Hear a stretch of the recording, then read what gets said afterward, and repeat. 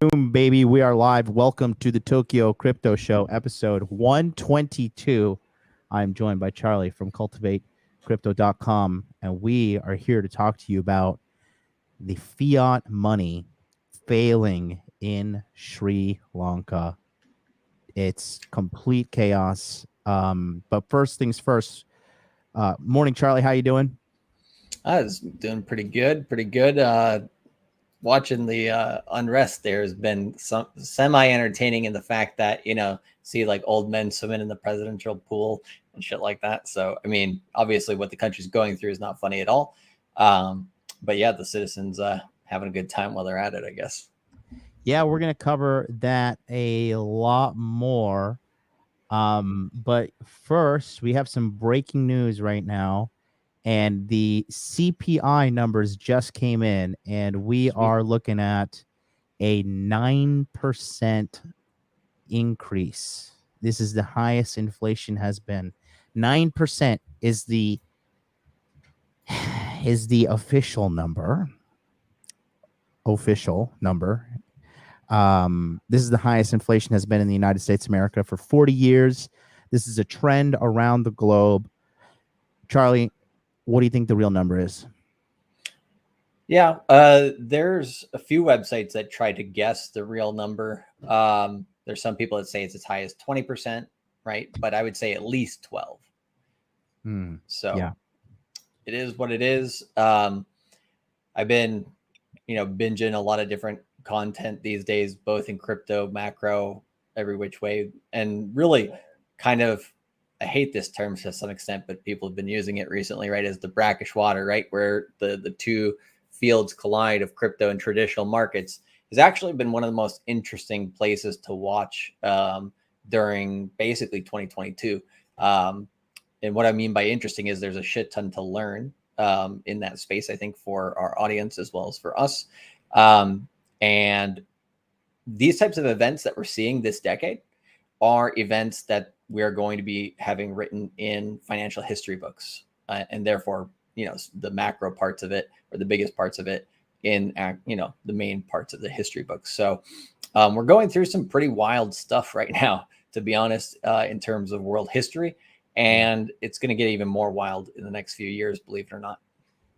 Yeah, and money runs it all. Shout out to my great friend Dan Sparks, the only man in the Moon Gang to wear a muumuu. Thank you so much, Dan, for Dan's my buddy. We bust each other's balls all the time. He's a great guy. Met him at the Conference of Masculine Excellence. He actually had dinner with me and Miguel. Nice. From down Miguel, in San Diego? In Miami. Mm-hmm. Okay, gotcha. Yeah, at the CME.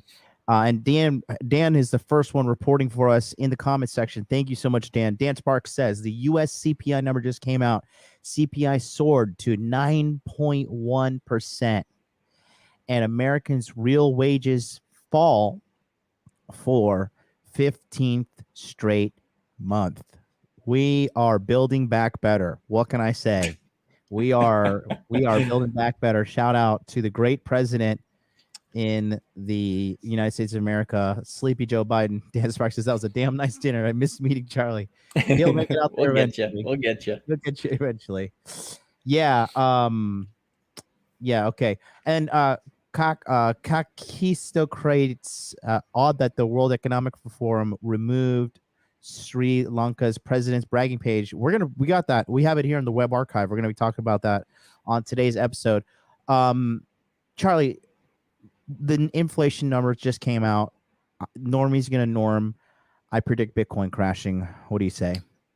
Here's the beautiful thing of basically we're already going into a cycle low, which means the Bitcoin price is already weak, and therefore we're likely going to have an extended cycle low. So anybody looking to buy those juicy dips, we got you here today. So we're going to talk about the charts here pretty soon. So once we get to that, I'll give all the details. Let's just jump right into the charts, shall we? Alrighty, let's do it. We are going to cover Bitcoin and we are going to cover Ethereum. Like I said, guys, we're not going anywhere. The highs and the lows, we're here for you. Take it away, Charlie. All right, I'll keep it pretty simple as much as we can here for today. But basically, yesterday on the show, we were looking at this box, this range of both time and price for you dip buyers out there. So right here we have $18,664. So I guess that's a little specific. Basically under 18,500 and above 15K between July 13th, which is today when the CPI numbers are coming out, to about the 22nd is the time that you want to be paying attention and the prices you want to be paying attention to.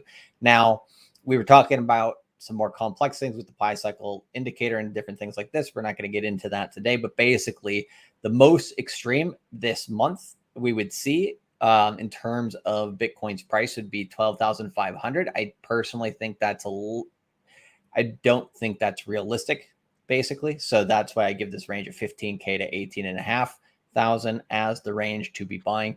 But basically what's happening in terms of the move here, the reason why we're getting weakness is we were already heading into a cycle low. So we already had broken down below the upper trend line we had broken above, and then the lower trend line. So we broke below both of those today.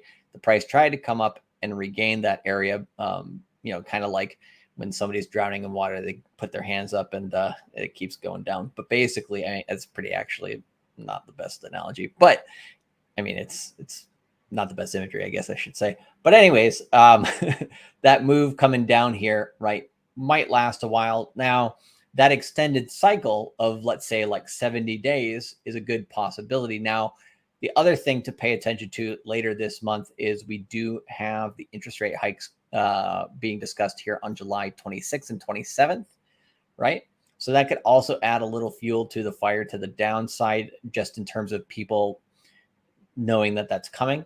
I don't think it will extend the cycle into like July 29th, but it could. So if we got like a 75, 77 day cycle low, it just might be extremely extended. That's all. So those prices, I still think, even if we do extend out, I still think these prices are the ranges that we go into. So that's what's happening right now. And so we talked, the way we talked about this on the show yesterday was we've been talking about this the last couple of months here, and we've been saying, right, you want to get out into some cash, and then whatever you are still holding in crypto, right, it's the stuff that you're basically wanting to hold long term, right?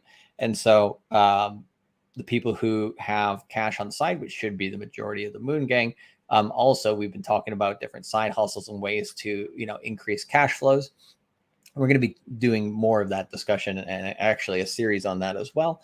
But generally speaking, right, we win when we go down because we have some cash, some dry powder on the side to put in. And if we do, have some nice balances, or we do go up, we win there because we're holding some crypto in our portfolios as well. So either way, Moon Gang is winning. So that's Bitcoin. On Ethereum, basically the exact same. The chart looks almost no different. And Ethereum's basically on the same cycles in terms of timing. But the difference with Ethereum is actually it's a little bit more bearish, a little bit more sooner. So you can kind of use Ethereum right now a little bit like a canary in the coal mine. It will move ahead of Bitcoin by about a half a day or so. And in terms of percentage loss, it will be a little bit larger. So right now, Ethereum's right on the edge of that support area that it basically, I think, will lose here and then come down here. So Ethereum's range in terms of time is the same as Bitcoin's, but in terms of price, I would say about 650 to 800. But if you reduced it down to 600, maybe, right? So if you said $600 to $800 Ethereum, that's the range that you're looking to dollar cost average in during this dip into the cycle lows into basically the third week of July. Then the same thing with Bitcoin, 15K to 18.5 is the area to dollar cost average in. But you can see here, Bitcoin's just breaking down from that trend line, whereas Ethereum has broken down for about a day and a half already. So yeah, that's that. And then in terms of Bitcoin dominance, this is going sideways at 44%. So that's actually a good thing, meaning the alts will go down along with Ethereum, but they won't bleed extremely heavily. If Bitcoin dominance starts going up here above 44, 45%, then the alts are going to start going to the downside of the roller coaster pretty hard. So that's just something to be aware of there as well. But yeah, that's pretty much the deal here with Bitcoin and Ethereum and the crypto market in general right now. Yeah, it's it's just time to you know, it's time to friggin' just hold down. Yep. I know we're looking pretty far into the future, right? Um, what do you say? When do you think the market will pick back up to like maybe So next bull run? What do you think? 2024, 2025? What? I do think we get a pretty good up move in 2023. Whether we make new all-time highs is the question. So What there's a data do bunch you of have backing that? sorry. Well, what data do you have backing that? So I'll talk about that basically right now. So the main thing that we're looking at right now is the early part of a recession, right? And so we talked a little bit about this, I think, last week when we pulled up the different lists of U.S. recessions, being about 48 or 49 of them so far in U.S. history, and usually lasting on average about 18 months, right? So if we have already been in a recession, we're already 7 months into it, which means we basically have about 11 months left of a recession if it's an average recession. Now, if my money. If we go a little bit longer, that is very, very possible with how much negativity is happening in the market, how much black swan events could happen between different nations. And Sri Lanka, I think, will play into that to some extent, right, as like a domino type effect possibility. So we'll talk about that today, obviously. But it also, I mean, what's happening with the banks in Sri Lanka highly shows the need for crypto as well. So we'll talk about that too. But anyways, getting back to the point, if we can have a shorter recession, right, they can basically at some point cry uncle, turn back on the money printer for the United States, and that can create a bottom earlier as well. So let's just go with the average of 18 months. If we have the average of 18 months, that would be, like I said, about 11 months from now, so June of next year, roughly speaking. And that would be the bottom could be the bottom. Let's put it there. It could be the bottom for just about everything, right? I think real estate is the last thing to go down, essentially, in terms of making a bottom. The first thing to actually make a bottom, in my opinion, is tech stocks and Bitcoin and Ethereum.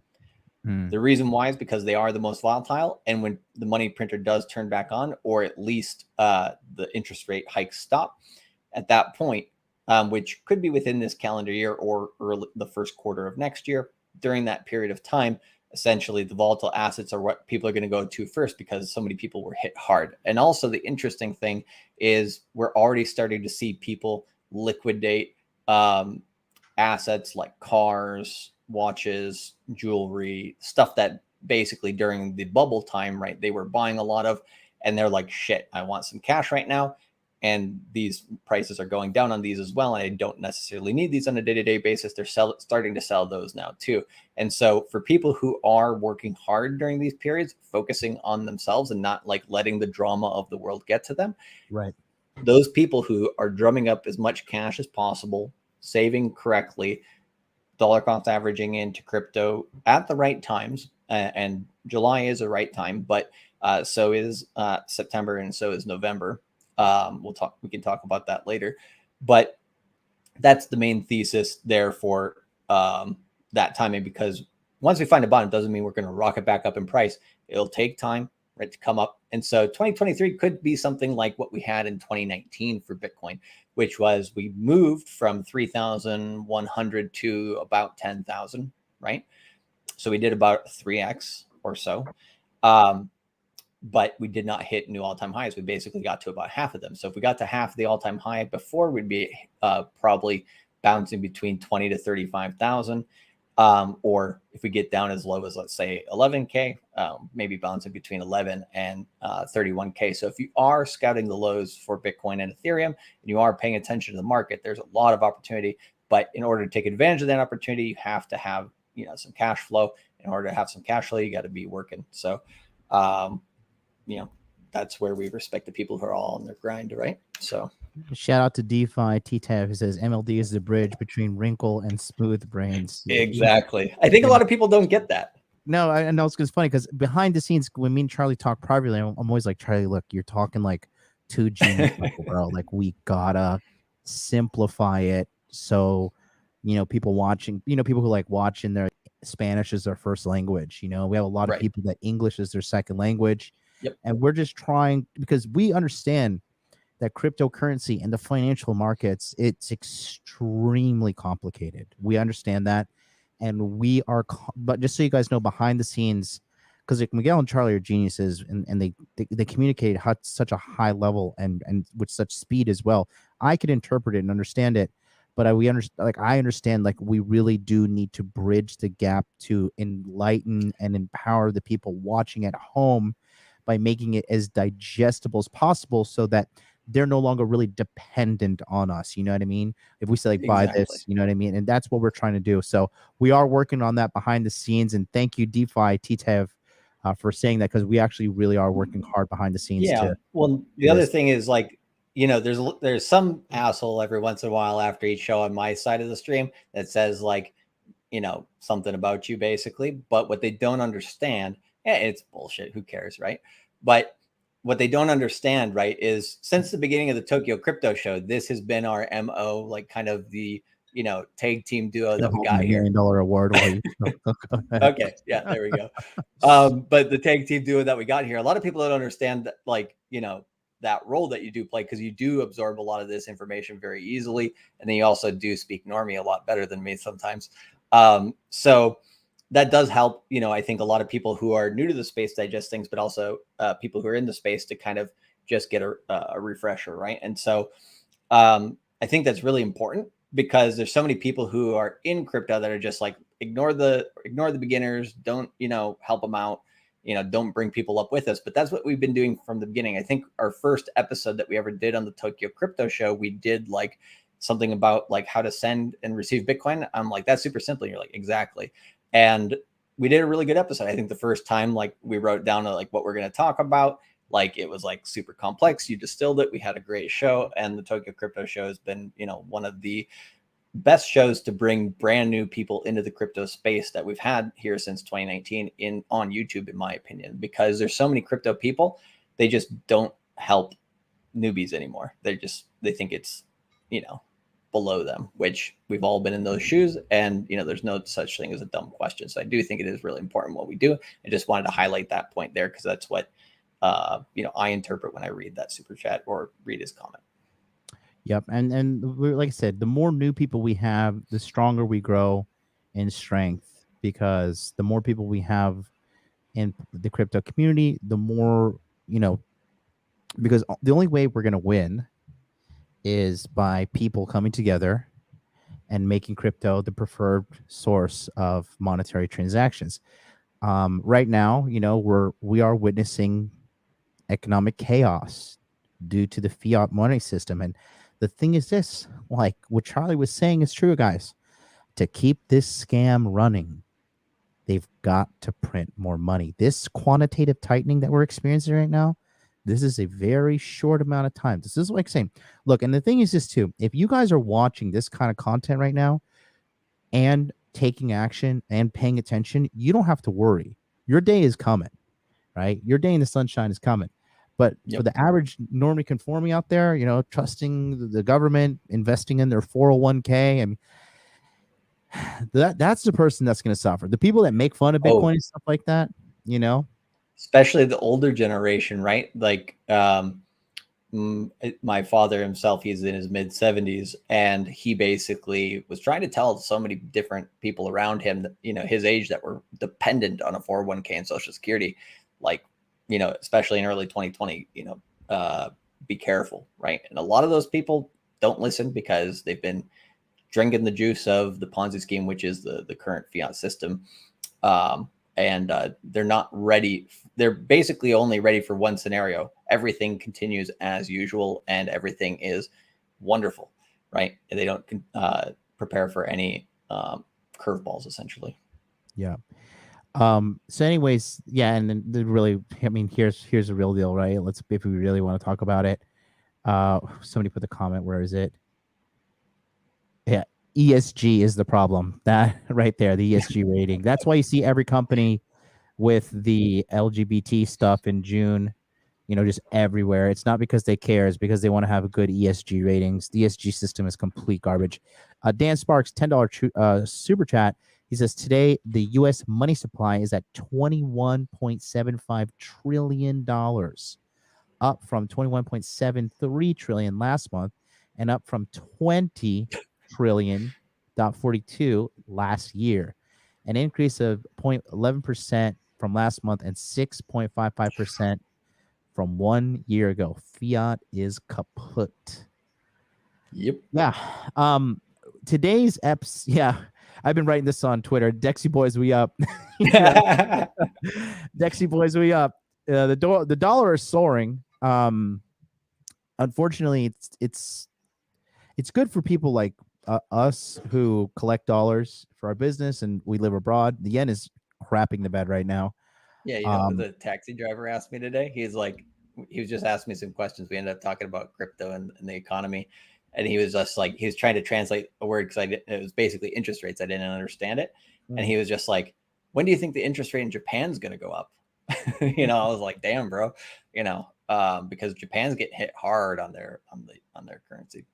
Yeah. Oh yeah. Oh, they're getting really rushed. They're getting hurt. But anyways, yeah, Ben Rucker, he says ESG is pushed by Russia and China. I think a lot of people don't realize Russia and China are in cahoots. ESG is being pushed by Russia and China in the West. They have weaponized corporate Karens in every boardroom. HR departments do nothing but push ESG. It's very, very, very, very true. And they're incentivized to these days, right? They get like green points and bullshit like that, right? And we're going to talk about that because part of Sri Lanka's collapse is due to like a pseudo green policy. I mean, it's getting crazy. Charlie, did you see what BMW offered today? No. For $18 a month, you can subscribe to BMW for the service of having the ability to turn on the heated seats in your car. You're kidding, right? No, Jesus I'm not kidding. Christ. Oh, Charlie, you will God own nothing damn. and you will be happy. Eat the bugs, baby. Eat the bugs. Yeah, man. So they're coming. I mean, these like I think the total picture here is going to be very clear. So the Sri Lanka situation is very difficult to understand, guys. Two things. One, you're going to understand concretely the whole Sri Lanka situation by the end of this video. Two, Charlie has implicated how cryptocurrency would solve this. And three, I'm going to tie this into kind of like, I don't want to say I am going to say global conspiracy theory just to cover my ass because YouTube censorship is crazy. So there is a conspiracy theory tied to all this, but we all know about conspiracy theories today. They're more likely true than they're not. And one of my favorite things to talk about is China. China definitely has their hands involved in the Sri Lanka situation. So Charlie has an article that he's going to share initially from Russia Today, and we're going to cover that article. And then we have one more article after that, and then we're going to go into the actual breakdown of the Sri Lankan economic crisis. We have a couple videos that we're going to show you. We're going to give you play-by-play, so you're going to, like I said, from front to back, know exactly what's going on, and you're going to be economically educated to a whole new level. Charlie, you want to lead with that article, bro? Yep, let's do it. All right. So, you got this? Perfect. All right. Yeah, I'll just basically read the article and then interpret it for you guys and what this means. So, and then kind of how it leads into Sri Lanka as well. So, we're talking about the developing world, and there's differences between the developing world, obviously, and the developed world right now. In the developed world, right, we have the situation where maybe you get pinched for some gas, right? You get pinched for maybe a little bit of food is a little bit above average and stuff, but your general lifestyle is okay. Meanwhile, right, other places in the world, especially in the developing world, these defaults that governments and corporations, especially banks, will be going through and are going through, are literally going to bankrupt entire economies. And that's one of the reasons why we're seeing what we're seeing in Sri Lanka, because people are not going to be happy from this, right? So it's going to get wild. But in terms of this article, let's take a read and then we'll talk about it. So we'll go here. So developing world to face wave of defaults, according to Bloomberg. National bankruptcies to precede political instability in emerging economies. And so, and this will lead into what we're talking about with Sri Lanka. Emerging nations, including El Salvador, Ghana, Egypt, Tunisia, and Pakistan, will be challenged with a historic cascade of defaults as a $250 billion pile of distressed debts exerts downward pressure on economies. So essentially what this means is most of these countries, right, their central banks are printing a lot of money, but also the bank is owning all of your money, and the bank is creating all your money, the bank is owning all your money, and the bank is loaning out and using all your money. So you already have nothing and are kind of happy to some extent. But in these countries, right, they're also taking loans from other countries because they are in their budgets are in deficit, essentially, meaning that they do not produce enough in their own country to sustain themselves. So they take loans from other countries, and they also bring in other currencies from other countries, especially the US dollar, in order to hold up their economy, to be able to buy stuff from other countries, bring it in and feed their people. But because these loans are becoming distressed, or these debts are becoming distressed, this downwards pressure could literally break their banks, break their central banks, and then break their economies. And this is what we're seeing in Sri Lanka. So with the low-income countries, debt risks and debt crises are not hypothetical. Right. We're pretty much already there for a lot of these countries. Over the past 6 months, there's reportedly been a doubling in the number of emerging markets with sovereign debt that trades at highly distressed levels, meaning they, like Sri Lanka, for example, right? They had, I think 30 days. I forget exactly how much, but it was around maybe about $1 billion that they had to pay back in their debt, or at least that's what they have on their negative balance sheet. They weren't able to do so. And so then they start having to tighten what they buy from other countries, like food and other things. And then they have to ration that out to people. And but these other countries are simply just at highly distressed levels, meaning they haven't yet broken. This also means yields that indicate investors believe default is a real possibility. So also people are betting on these things, right? People are buying bonds. People are doing different things in the economies from other places in the world, and they're showing very little faith in these economies. And so you do see different things such as bonds fall in price as well for these countries, as well as their actual currencies. And so it's like a really, really negative spiral. And we talked about the deleveraging from Ray Dalio's economic machine, how the economic machine works, that we reviewed last week. So we'll later in today's video as well, we'll kind of go back and review those points, and we'll see that this is a lot of people, what they looked at in 2008 and 2009 for first world countries or developed nations, is they looked at essentially losing some things, right? But like from a first world perspective, not like losing everything or losing, decades of basically improvement that these countries have made. So this is what these people are going to go through. Basically, people are also starting to pull out investments from those countries, from the larger countries. So they're kind of getting left with nothing.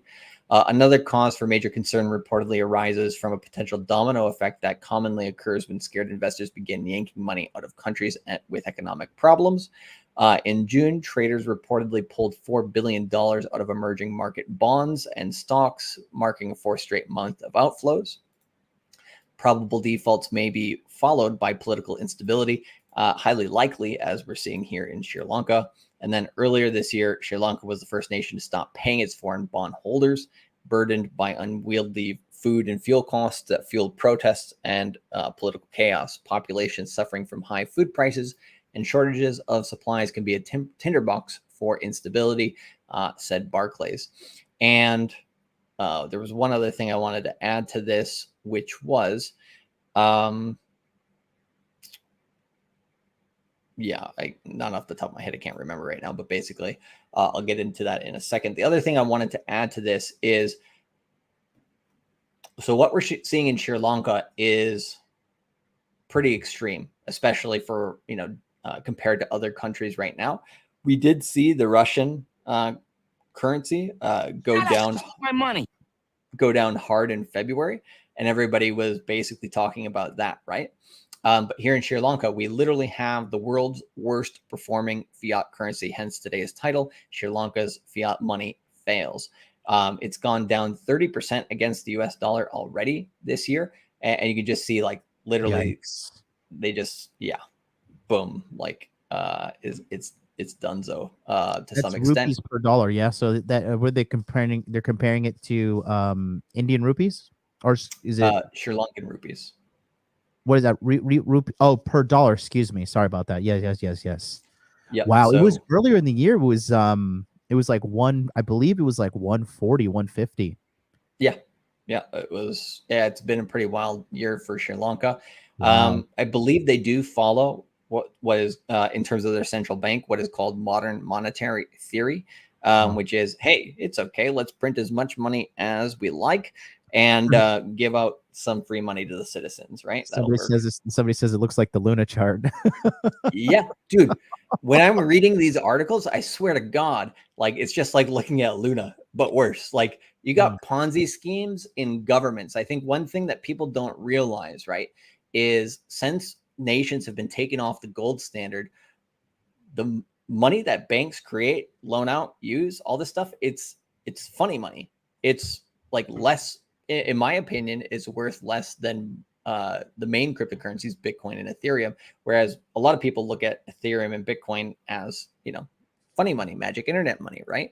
But literally, we're going to see entire nations go through this. One of the last times that we saw something this extreme was in Cyprus, right, in Greece. And what two terms people should probably know during these types of times is bailouts, but also bail-ins, right? So these types of countries, what their banks can literally do, and this can happen in a lot of different places, so don't think you're immune to it. But a bailout for the bank is the bank's like what we saw in 2008, 2009, right? The bank's about to basically close its doors, go bankrupt, go insolvent, all that stuff. But we bail them out with taxes. They get to continue running their Ponzi scheme. Yay. The bail-in is even worse, right? These banks fail, like we're seeing here in Sri Lanka.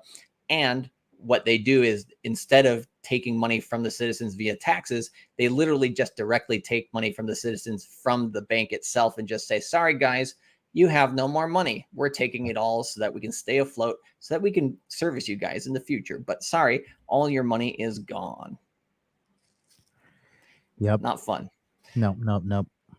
And the last thing here to take note of is the rupee is the worst performing currency of 2022 against the dollar. It's fallen over 30%. So it's lost a third of its entire value.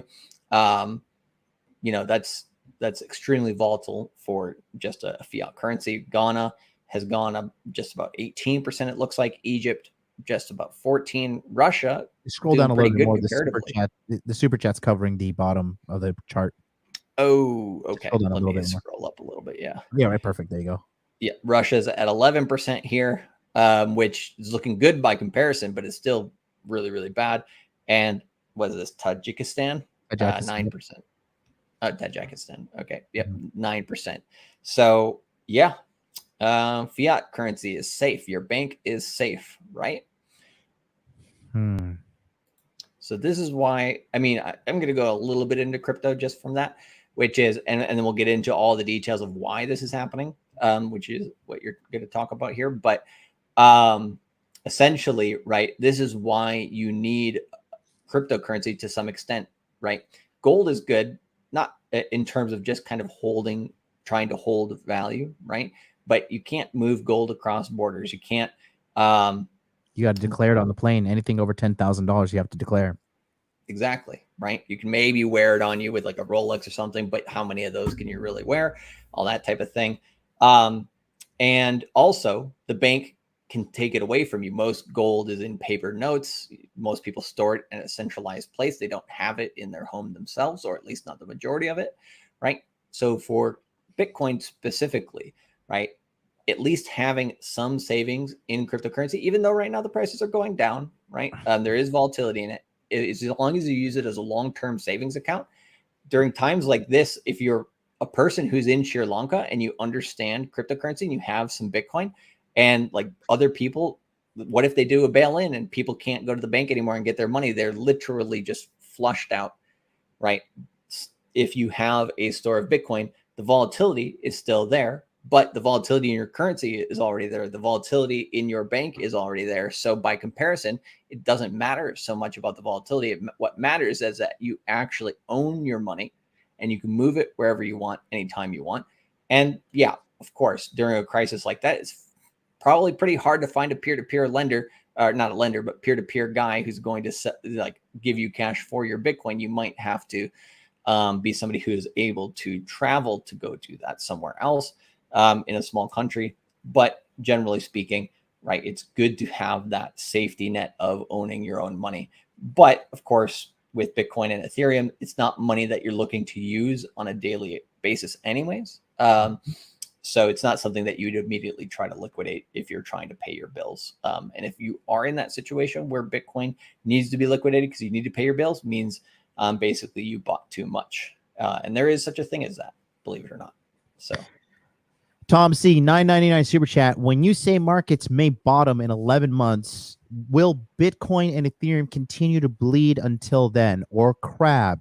Is there a high-low range we should anticipate? So we obviously cannot time the bottom. This is all theoretical, but I think, you know, between me and Charlie, we think that if Bitcoin were to go lower, the floor is probably 11,000, but it's going to take a lot it's for going it to to take a go lot. down. Yeah. I don't know. I would say I have some Hail Mary buy orders at about 12,700. Mhm. So I think, you know, going down to the 12Ks is possible, but I don't want to try to snag the bottom even on a Hail Mary buy order, just like on a hope and a dream that it might get there. So I'm also going to be basically making a ladder going up, right? So, by, you know, if it gets down to 12,700, great. And if it goes down to 11,000 from there, whatever, I don't care. I'll be fully allocated by that point. The other thing to understand is if you are holding some money in stable coins, right? If we do end up going around 10K or lower, some stable coins like USDC, USDT could also have some issues. So at that point, if you're holding your money in those, right, you want to be able to deploy it a little bit above the levels where it's going to be distressed as well. And again, your bank isn't safe either. So some people are like, well, I'll just hold my cash in my bank. In America, in the United States, it's likely fine. In other countries, especially like countries like Sri Lanka, not so fine. I mean, even in China the other day, one of the banks was insolvent. And did you see what was going on? Yeah. The They Chinese rushed were it. storming it. Yeah, they were storming it. They were you know, I'm gonna go a little little fucking you know, conspiracy theory on them. But if you watch the new Batman, you see these people vandalizing the bank. You know, if you believe in like the psyops and like the, you know, they show you what's gonna happen in the movies before it actually happens. They were vandalizing Gotham Bank, and on the front of it, they spray painted "broke" on it. Well, you know, when Batman was created in terms of the comic books was in the 1930s after the Great Depression. Yeah, it was a dark time. Yep. It was a dark time.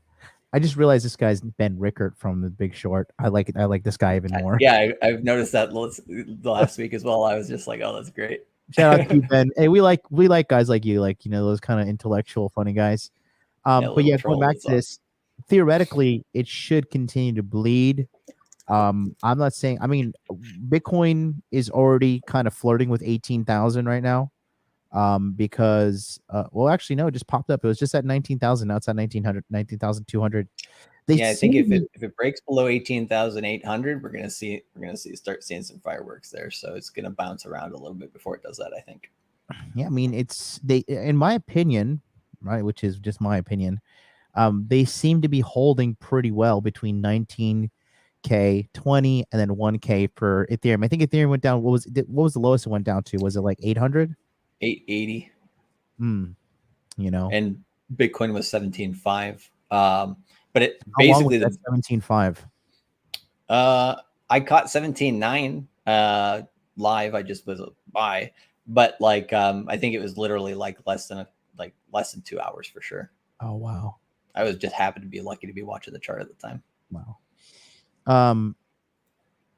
Commando says, is the situation in Sri Lanka the start of a world revolution? We're gonna talk about that because you know, if I you would listen, say, yeah. if you ever listen to, I forget the name of the book. I think it's either Think and Grow Rich by Napoleon Hill or The Science of Getting Rich by Wallace D. Wattles.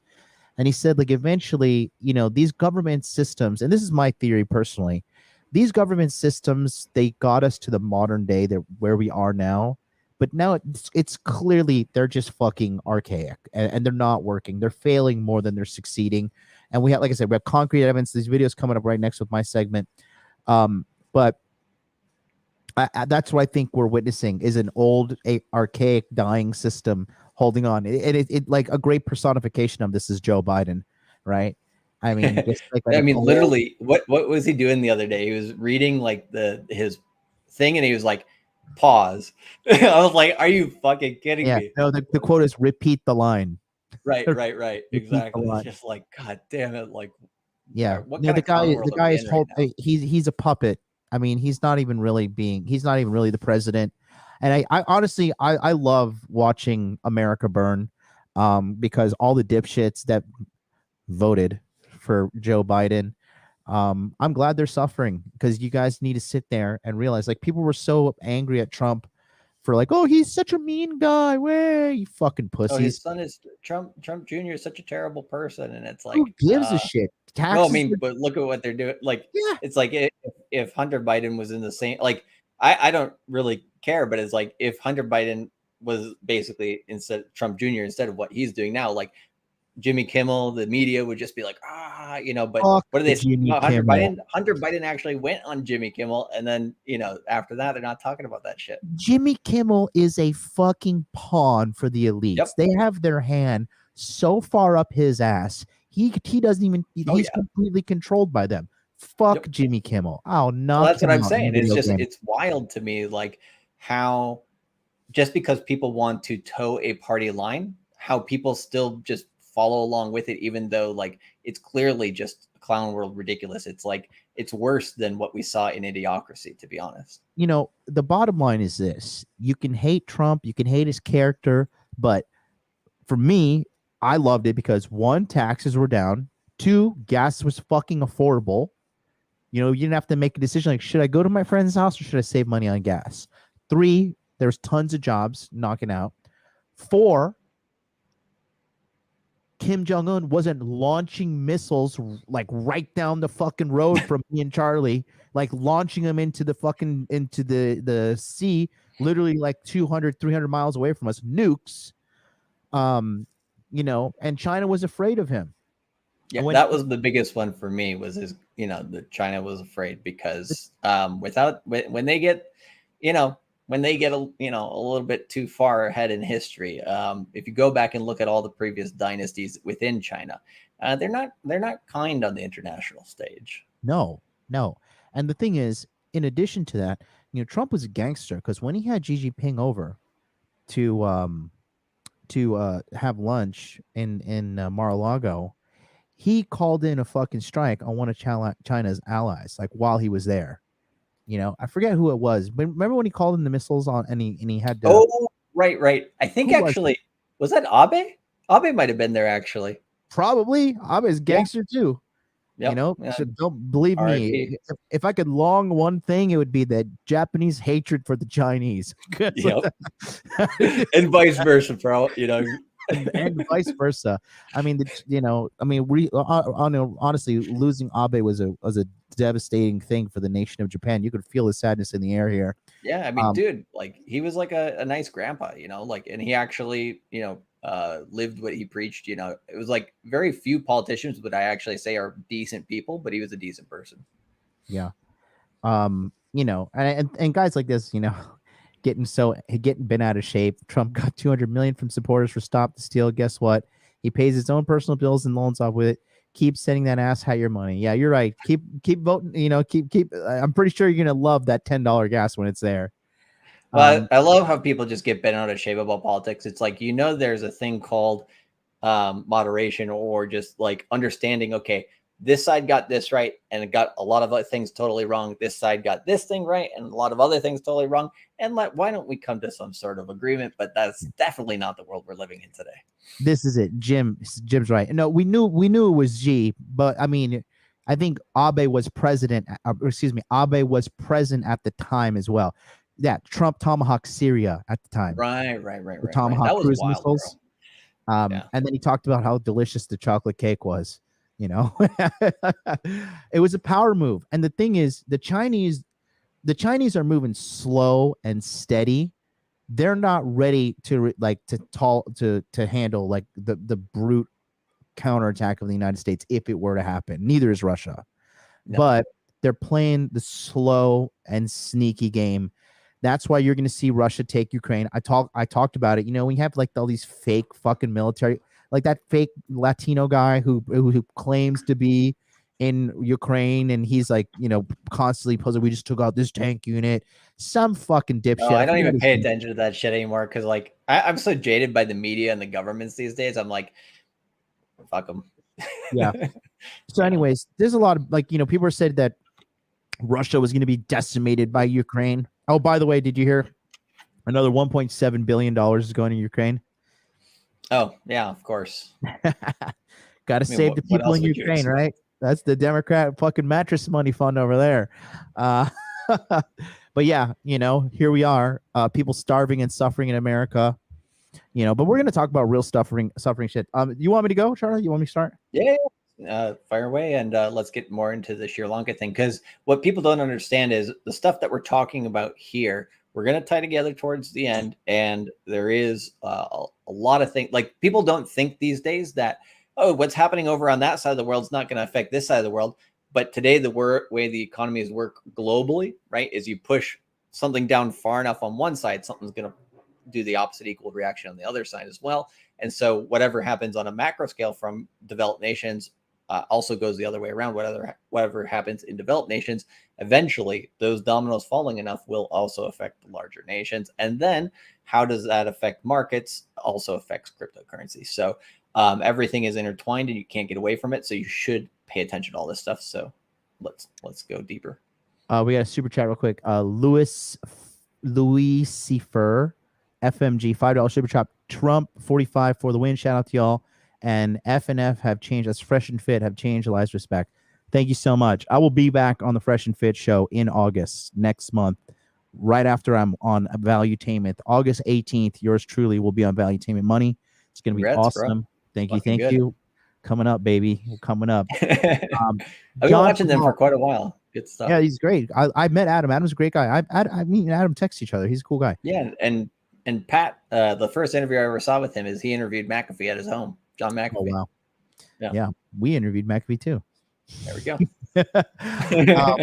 John Faval, watch the PBD podcast with the dude who had Hunter Biden's laptop. Please DM me that one. Who is that? DM me that on Instagram. Hot Dude Life is my Instagram.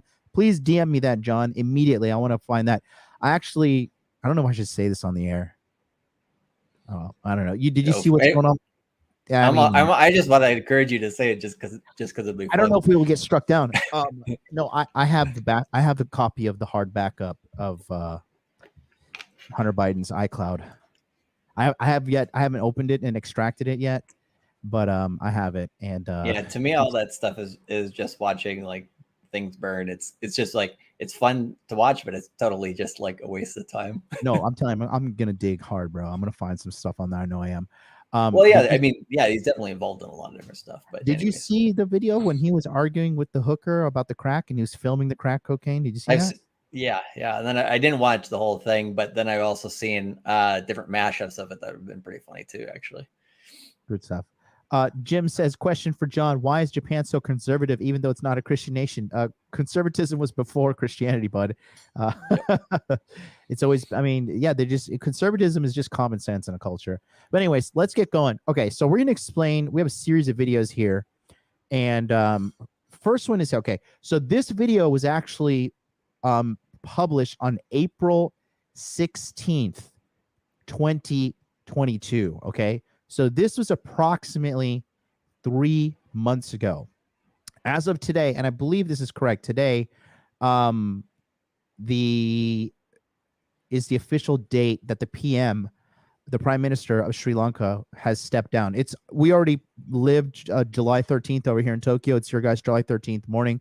I mean, he was supposed to step down today, but they predict about all the stuff here.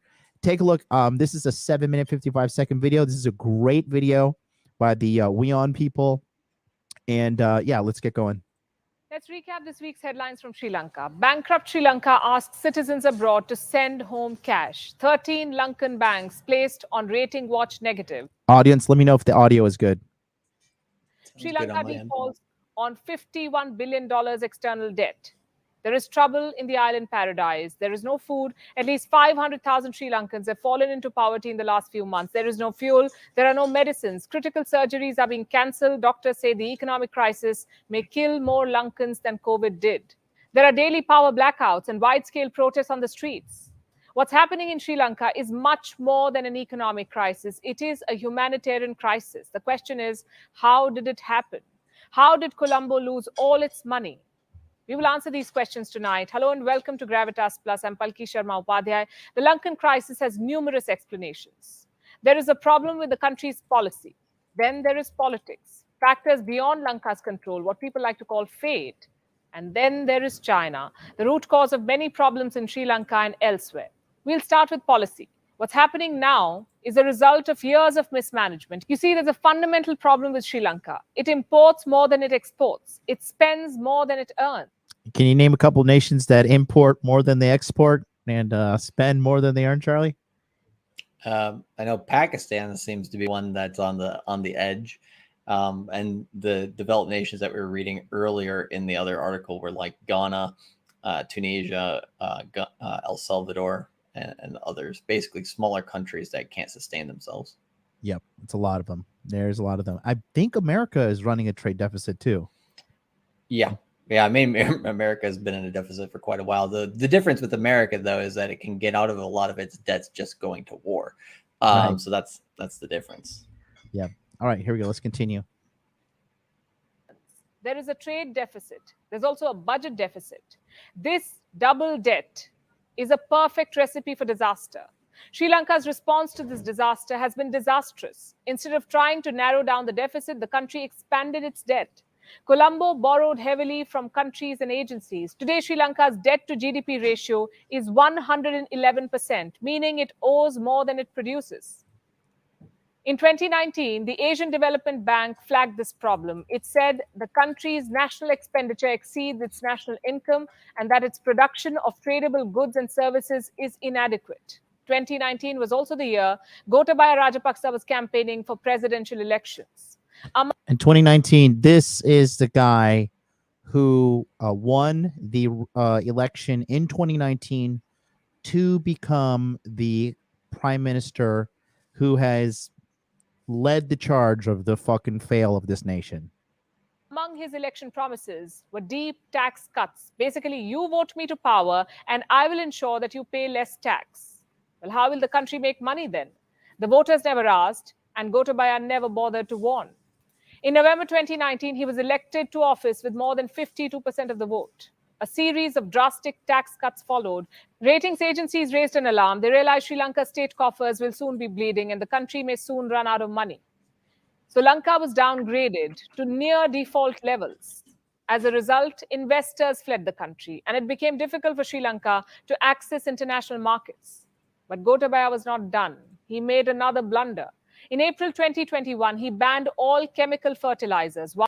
So he banned all chemical fertilizers, and this was masked as some, green policy, some eco policy. That's the new scam right now. It's like, oh yeah, this is for the environment. This is for, we got to protect the earth. We're all gonna die, and really, it's just a fucking mask for some kind of political bullshit based upon the country. In this situation, they banned the chemical fertilizers in the name of being like, oh, we want to be green, we want to be sustainable. Anytime you hear that shit, green or sustainable, you just know that it's bullshit marketing terms. Anyways, let's continue. Made another blunder. In April 2021, he banned all chemical fertilizers. Why? Good for health, he said. Critics rolled their eyes. They realized the real problem was not health, but shortage of dollars. Sri Lanka was saving foreign reserves by banning import of fertilizers. The move went on to kill farm output. This white rice is a staple in Sri Lanka. Its production fell by 50%. Around June 20. You hear that, Charlie? 50%. A lot. And like, you know, we're over here in Asia. I mean, why? Like, rice is the equivalent of bread in America. Yep. You know how you just grab a loaf of bread and everything. Everybody over here eating white rice. You know, I mean, they have like rice competitions. You know, like jasmine rice is like the most championed rice in the world because the world rice competitions. So that's like, imagine all grain production in the United States plummeting 50%. Thanks to a presidential blunder. 2021, Sri Lanka was forced to import rice. Something like this had not happened in years. In July came more bad news. Sri Lanka banned import of luxury goods. By now, the country was scrambling to save dollars. Headlines like these made it clear that Sri Lankans needed to brace for storm. Well, one could also say that Sri Lanka walked into this storm. To an extent, what's happening now is Gotabaya and company's brand of politics backfiring. This family's return to power was made possible with the support of Sinhala Buddhists. The Rajapaksas tried extra hard to not lose their support. In the last 3 years, Sinhalese sentiments were kept in mind when making decisions involving national and international affairs. From a pro-market approach, Sri Lanka switched to a welfare-driven mode. It invested in infrastructure. Why? Because the monks preferred this approach to development. Sri Lanka also avoided forming closer ties with India. The Rajapaksas chose to move closer to China. They've always tried to do that. They used. And again, they took the easy money because a lot of these guys are business incompetent as well. And China comes in with these ridiculous standards for their loans. And usually when they move China, typically what China does is they say, okay, we're going to help you build better infrastructure. And they have a great deal. And they're like, and we're going to finance it. We're going to provide you with the loan to us. But they provide them with like awful repayment terms. And for the lack of a better word, they're debt slaves to China for literally some of these countries in Africa and stuff have like 100-year payback terms. And great for China. It's great. And China's taking it. I mean, China is moving in, during the whole COVID pandemic thing, China was moving in aggressively into Africa with Chinese medicine and be like, oh, we're here to help the poor African people. And, humanitarian bullshit front. But at the end of the day, China wants resources. And Africa is huge and resource rich. And honestly, it's an unfortunate situation for Africa. But Africa has just been pillaged by superpower after superpower since, I mean, it's been going on for a long time and doesn't seem to be stopping anytime soon. Yeah, it's just the new form of colonialism, essentially. Mm-hmm. Bilateral debt to fund infrastructure and expand the Lankan military. Colombo bet on China to drive the Sri Lankan economy. China did send some money, but it also exported a Wuhan virus. While Sri Lanka was never good with money, it was China that ensured Colombo goes bankrupt. By 2019, Sri Lanka's tourism sector was already suffering. The Easter bombings had scared off Europeans who would holiday in the island nation. Then came the Wuhan virus. When borders closed, tourists completely stopped arriving. And so did the revenue from tourism. Sri Lanka depends on tourism for 13% of its GDP. Tourists are also a source of foreign currency. In 2020, Sri Lanka managed to welcome just 173,000 tourists. In 2018, the number was 2.3 million. You see the gap. By 2021, Sri Lanka's tourism revenue was down to 2.8 billion. And the Sri Lankan tourism is more than 20% of their GDP. Yeah. And she just like mildly stated it. She's like, and you see the gap. It's like, yeah. More than 1/5 of the country, company, I'm thinking like a businessman, more than 1/5, guys, okay? 1/5 of the country's revenue for the GDP is tourism, okay? So then COVID happens, boom, you're done. 20% is gone because nobody was traveling during the pandemic. Nobody at all. Yep. You see the gap.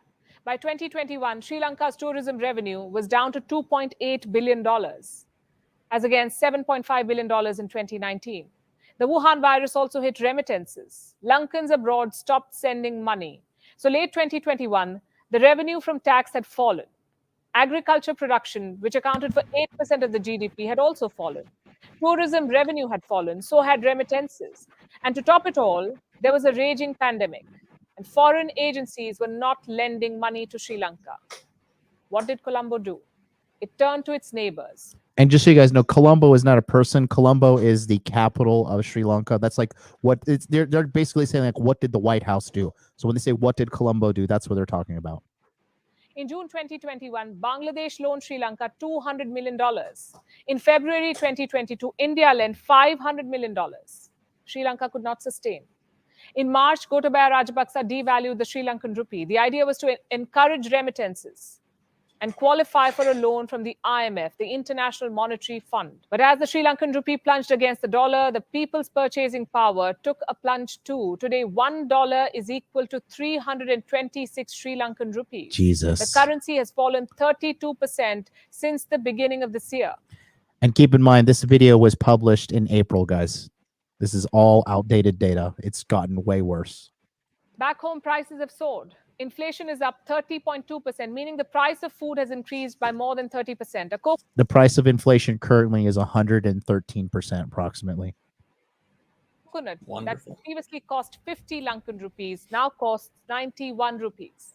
Prices of onions have gone up from 80 to 158 Lankan rupees per kilo.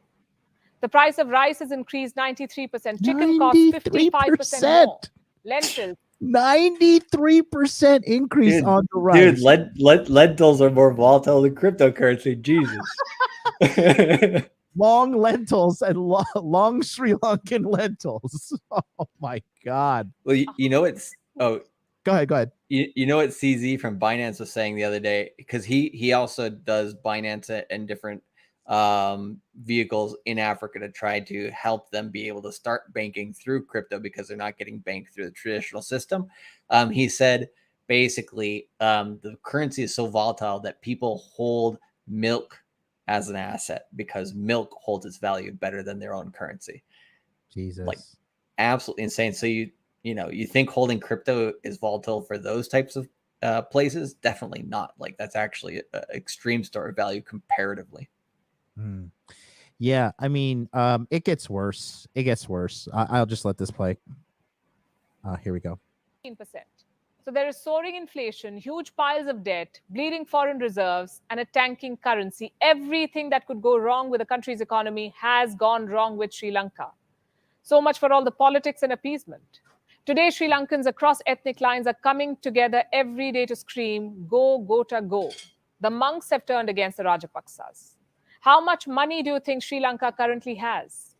Less than $1.94 billion. Jesus. This is as of March. And that's a little over the net worth of Kylie Jenner, the 24-year-old American model. But Sri Lanka needs to feed, clothe, and give security to 22 million people with that money. It also needs to repay loans. Sri Lanka has about $8.6 billion in debt payments that's due this year. It's supposed to pay some $78.2 million as interest. So this $78.2 million interest payment due on April 18th, they did default on this. And this is what began the cascading effect of the total like turmoil that's going on in the country right now. We talked about it earlier this week on Saturday on my show Dude Party, lightly talked to the subject. However, this is what's basically happening is when a country defaults, when you hear that word default, they're just basically saying like, okay, we owe money and we literally cannot pay it. And you have to go to the lender and traditionally done, you go to the lender and you renegotiate the deals. Guess who does not want to renegotiate the terms of the deal, Charlie? I would assume the lender. And who is that lender in this situation? I know China and India are lenders, but China is a very large one. China refuses to negotiate the terms, man. Hey, they got them by the balls. They do. They got them right on the balls, and they're making them sing. Payments on the 18th of April. That's Monday. Colombo has announced that it would be defaulting. Earlier in April, it announced a nationwide emergency. As we speak, Sri Lankans are fleeing to India. As we speak, Sri Lanka is in dire need of $20 billion. That's how much it would need for essential imports like food and fuel and to restart exports. The question is, where will this money come from? Sri Lanka is hoping the IMF will bail it out, but all money comes with strings attached. Whichever way the story goes, there's more pain in store for the people of Sri Lanka. So they're asking the IMF to bail them out. So here's the thing: when the IMF, so the IMF has already bailed Sri Lanka out. They bailed them out 2016. So this is just a bad situation in general for these the Lankans, as they call them. In addition to that, the IMF requires certain terms to be agreed upon, and they're not gonna. I don't know what the exact terms are yet, but I'm assuming I'm gonna go full conspiracy. I'm assuming vaccinations are somewhere in there. Charlie? Oh, I like very, very likely.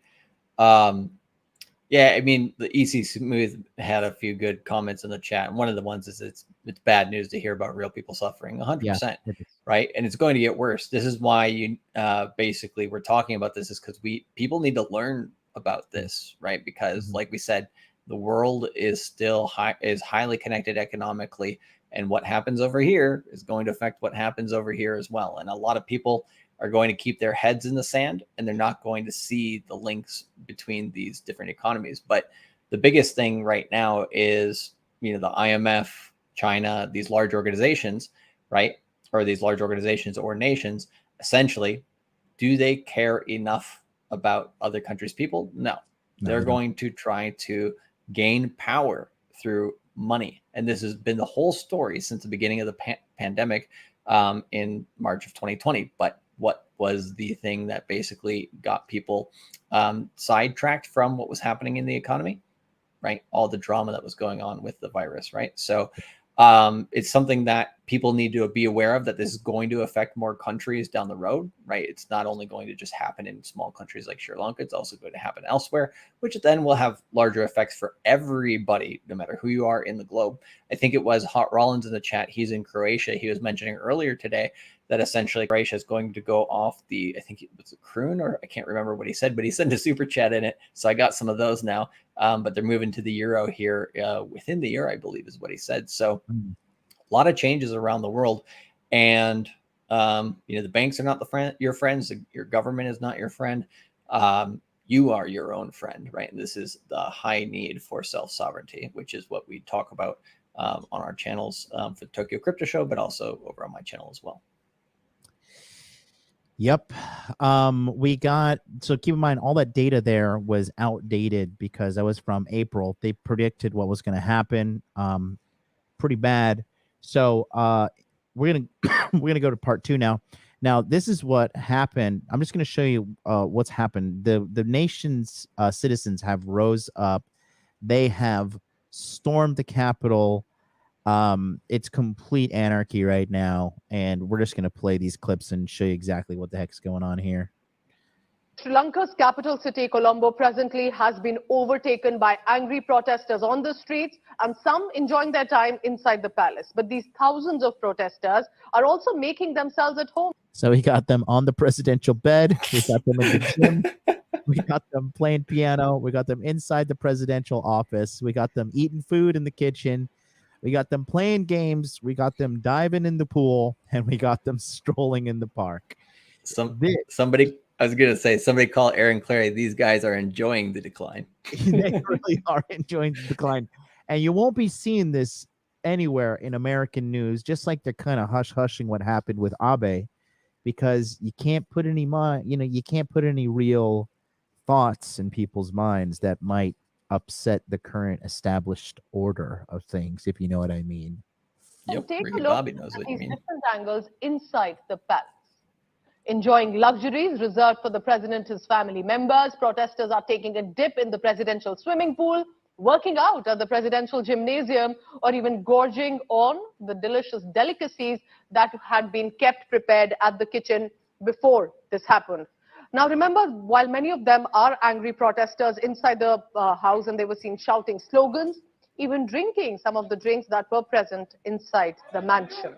There was even a protester who was seen sleeping on the Rajapaksa, the President Rajapaksa's bedroom, thanking him. My colleague Pramod Madhav is on the ground in Sri Lanka. Let's dip into his ground report. So then there's a little bit of audio trouble here. And they are so that's a look inside the President Rajapaksa's house, taking a dip in the presidential pool or enjoying the delicacies. They're trying to find out because, of course, this is one. Yeah, that's there was like a little escape door as well. But I just wanted to show you guys that. And then I played this on the Dude Party episode this last Saturday, but let me show you one more time. This is how it all started.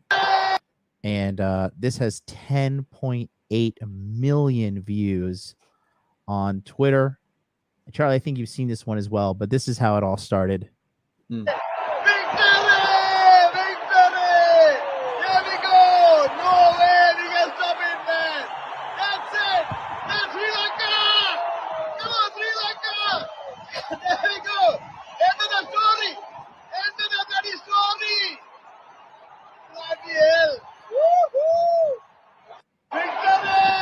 Yeah, very interesting. Fedor also has something interesting. He says, no women on the cameras. That's true because, you know, in these kind of times, women are at home with a strong man protecting them because the ones who lead revolutions are men. And that's an uncomfortable truth that you can just deal with. Here we go. This is just for comedy's sake, but when chaos and anarchy strikes...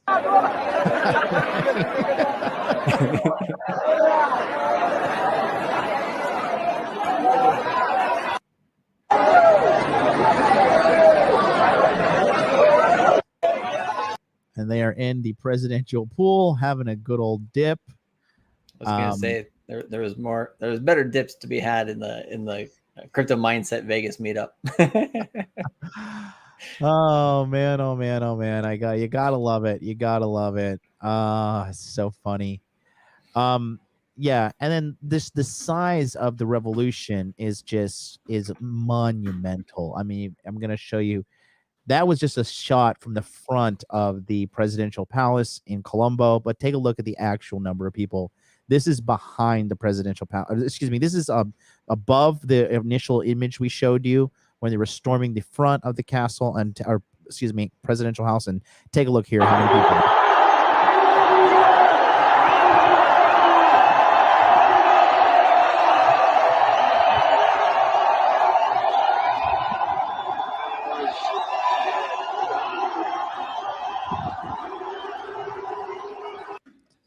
I mean, imagine that many people wanting your head on a pike.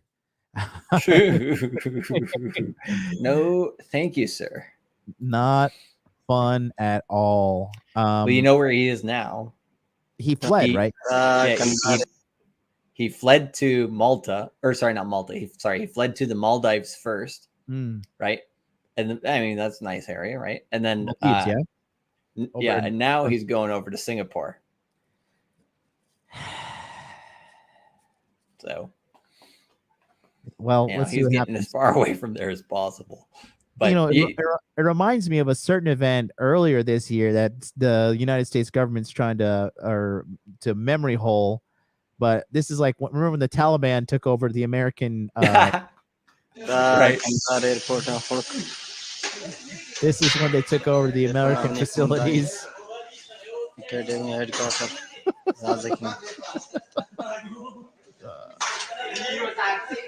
A guy just casually standing there with an RPG on his back and in his hand.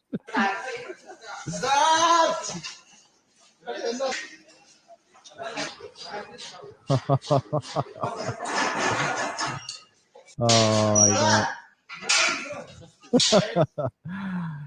God. I mean, and again, this just shows you that the government's in control. In my personal opinion, are absolute fucking buffoons. It's idiots across the board. I really don't see a competent leader anywhere. You know, people are getting upset, you know, no disrespect to the nation of Japan, but people are getting tired. And this man, you know, Abe was a very powerful figure. He was equivalent to Obama. He stepped down, but he still had a lot of power. And he was smoked. And he was killed in broad daylight, you know, very early in the morning. So in addition to that, we have one more video. Okay, we have another video, and then we have another video. This is a nice little short one, and then we have a very in-depth video explaining the full situation of the Sri Lankan economic collapse. But again, going back to all of this, it is going back to idiots in control and, quite frankly, a broken fiat money system. We'll talk about how crypto, you know, is a thing that basically has its place in the world because of these types of events. Absolutely. Here we go. Let's take a look at this from Yahoo Finance.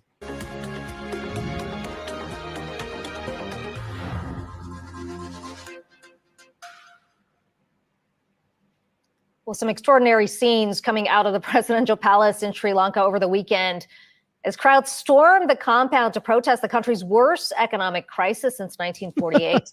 President Gotabaya Rajapaksa is set to resign this Wednesday with heavy spending, rising inflation, and lavish tax breaks, all forcing his government to default on its sovereign debt. Our next guest says rising debt levels may be a sign of things to come for other countries. Joining us now is Josh Lipsky, Atlantic Council Geo-Economic Center Director. Josh, I got to tell you, I was watching that video over and over. It is an incredible thing to see, just crowds storm into the presidential palace. But let's talk about how we got here, because Sri Lanka has been dealing with corruption, other issues for some time, but there's some very familiar threads in here that I think other economies are going through right now. That's right. Thanks, Akiko. The images are absolutely extraordinary, and you can't help look at them and think, is this unique to Sri Lanka? And I think the answer is no. If you look at the factors driving this, pandemic shutdown tourism affects a lot of countries, bad fiscal management and corruption. That's repeated, unfortunately, in many countries. High debt burdens and overextended loans to China and many other creditors. We know that's a story across the world. So yes, there are some idiosyncratic factors here. There was a fertilizer ban, and that it lowered the food in cost.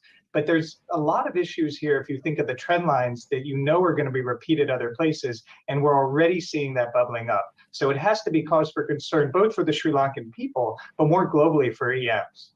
So for our viewers who haven't necessarily been following all this play out, what are some of these other countries that could follow?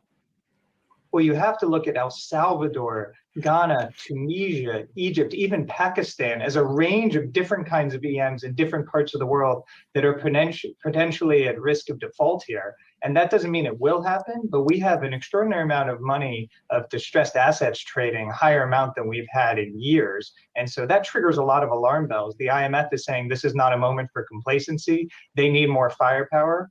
And in the background of all of this is Russia's invasion of Ukraine, because it's sending energy and food prices soaring at absolutely the worst time. So you have higher interest rates from the US and ECB and other major central banks' perspective, higher food costs coming in, no tourism revenue in a lot of these EMs, and it's a toxic mixture for these countries. And I think there will be other defaults following on Sri Lanka in the months ahead, unfortunately.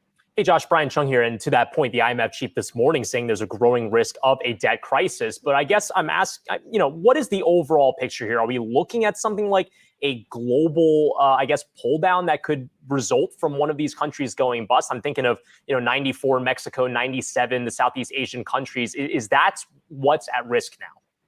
So I don't think we're at that sort of domino effect situation where we're looking at 94 or the Asian financial crisis, or certainly not the 1980s and the Latin America crisis. I don't think we're there yet. There's not as many countries at risk of default as there were in that period of time. The IMF is more well-resourced than it was then, and interest rates in the US and other central banks aren't going to go as high as they went in the 1980s. So those immediate risk factors are not there. But I would just say, and we should all learn from the past 2 years, there is a law of unintended consequences here. It doesn't seem like we're in some major systemic global shock from defaults, even if we get 5, 6, 7, 8. It seems like that can be handled and managed, but you don't know the ripple effects. So we all have to be on alert. And I think that's why the IMF chief said we can't be complacent. We have to handle more than one crisis at a time. And we know the lesson of recent history is that one crisis leads to another. We think of the global financial crisis, then the Eurozone crisis, then look at the Arab Spring and the political unrest. These things are connected. And so we can't just disassociate. The economic and political repercussions are deeply intertwined.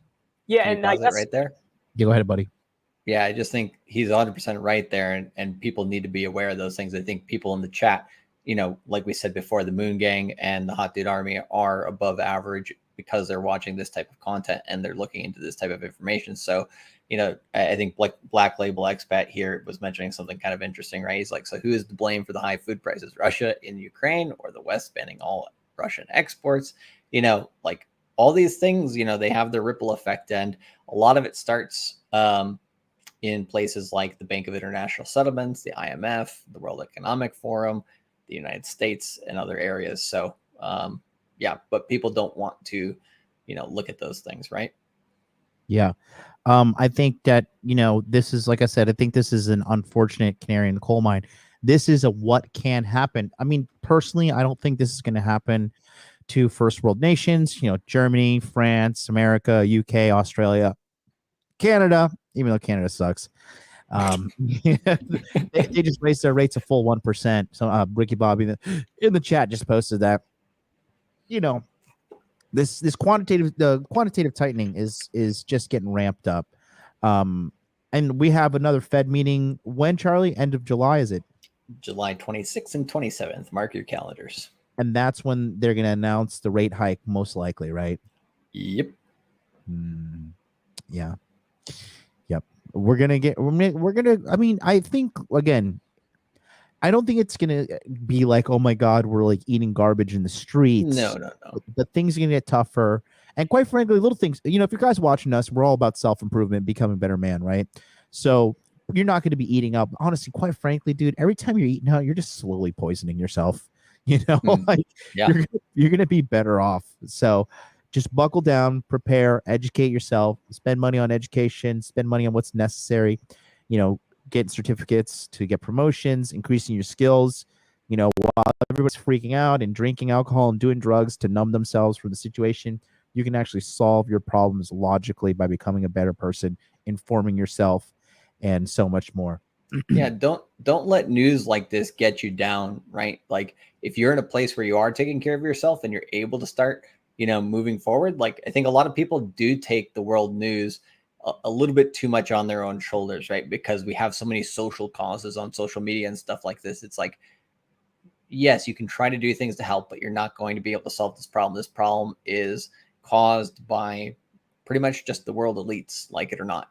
And so the best thing that you can do is gain knowledge, understand why these things are happening, and then, solve that issue for yourself. And then also by extension, your family, and then by extension, then you can help other people around you. I think you made a good analogy a while back, right? Like when you're in a plane crash, you can't help anybody else, until you put that oxygen mask on yourself. It's the same thing here. You got to take care of yourself first, get in a good situation, and then you can help others around you as well. Absolutely.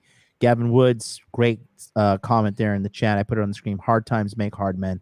It's true, man. It's true. I mean, especially for all my boys, shout out to all my homeboys out there who grew up poor like me and you made it to the top. We know this is just another day in the life. But every day I'm ready to go back eating, rice and chicken. I'm ready. I'm mentally, like, it ain't gonna phase me. I'll build myself back up. I've been poor before.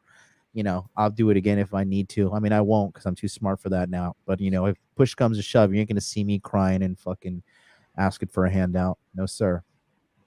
drill down, I mean, the financial side of everything, right? We know that these financial crises and the examples we just kind of talked about were very much triggered by a strong US dollar, rising interest rates. And it is a very different story in 2022 than it was in the 90s, given where the Fed funds rate is. But I mean, how relevant are those stories? Because they are happening now, stronger dollar, raising interest rates, to what's happening in these emerging market countries.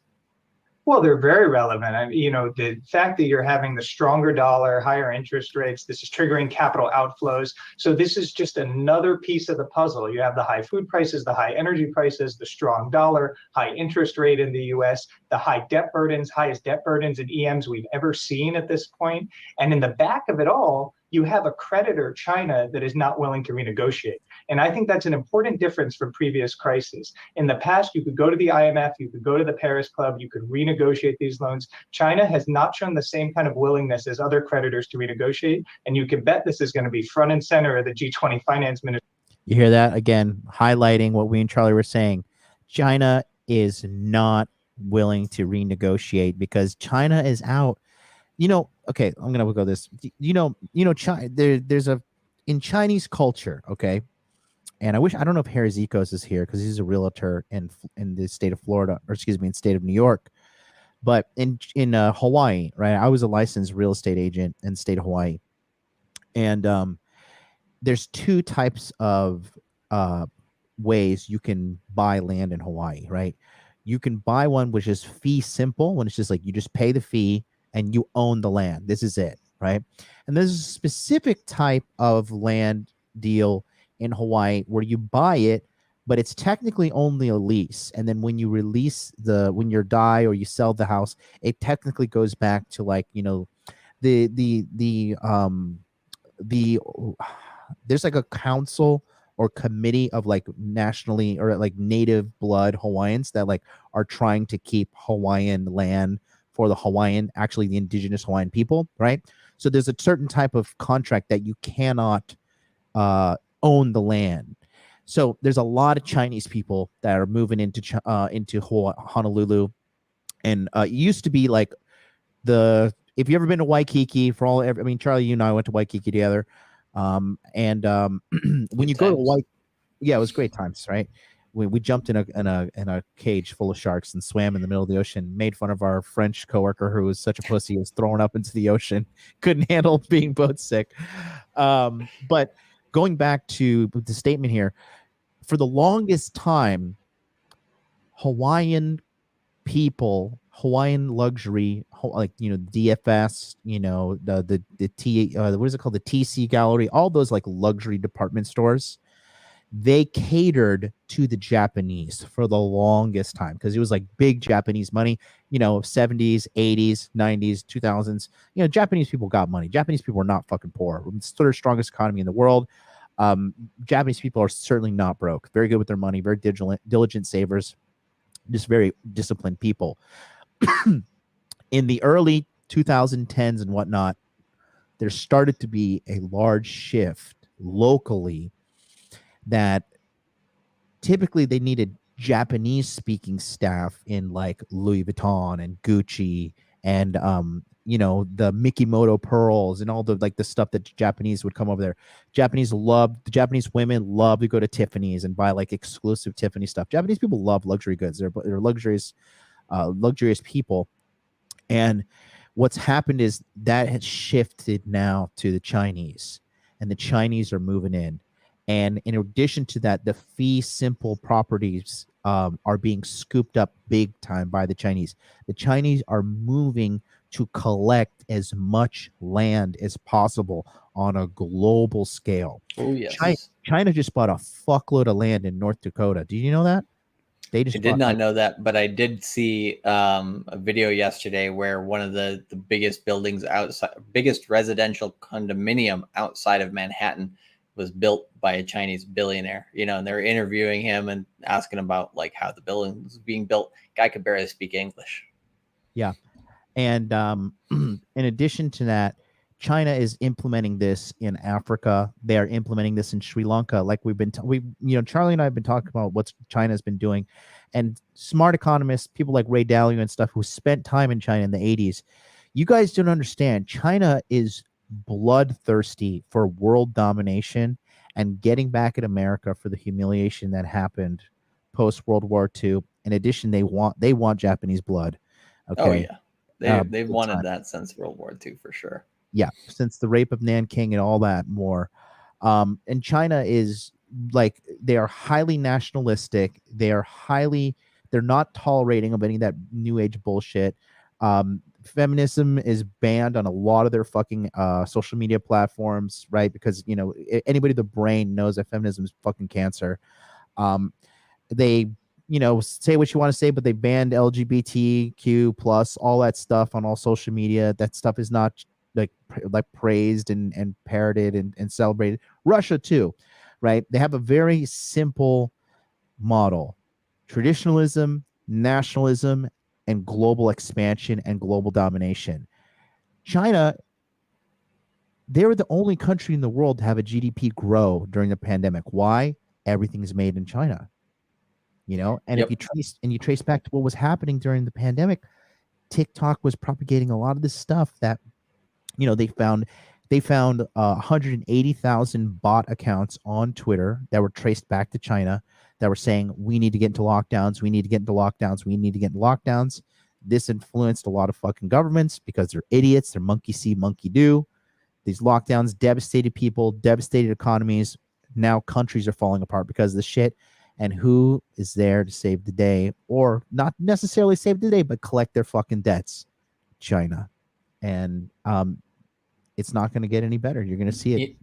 Yeah, and I'll talk about this maybe a little bit towards the end of the show as well, or towards the end of the main subject at least, which is when Nixon took the U.S. off the gold standard, right? It started this cascade of these nations going into debt and stuff, and right now it's like, okay, as this fiat system collapses, not only in Sri Lanka, but in other nations, and just generally speaking around the world, as it becomes less effective, which it already has been, and it will continue to get worse in terms of its effectiveness, right?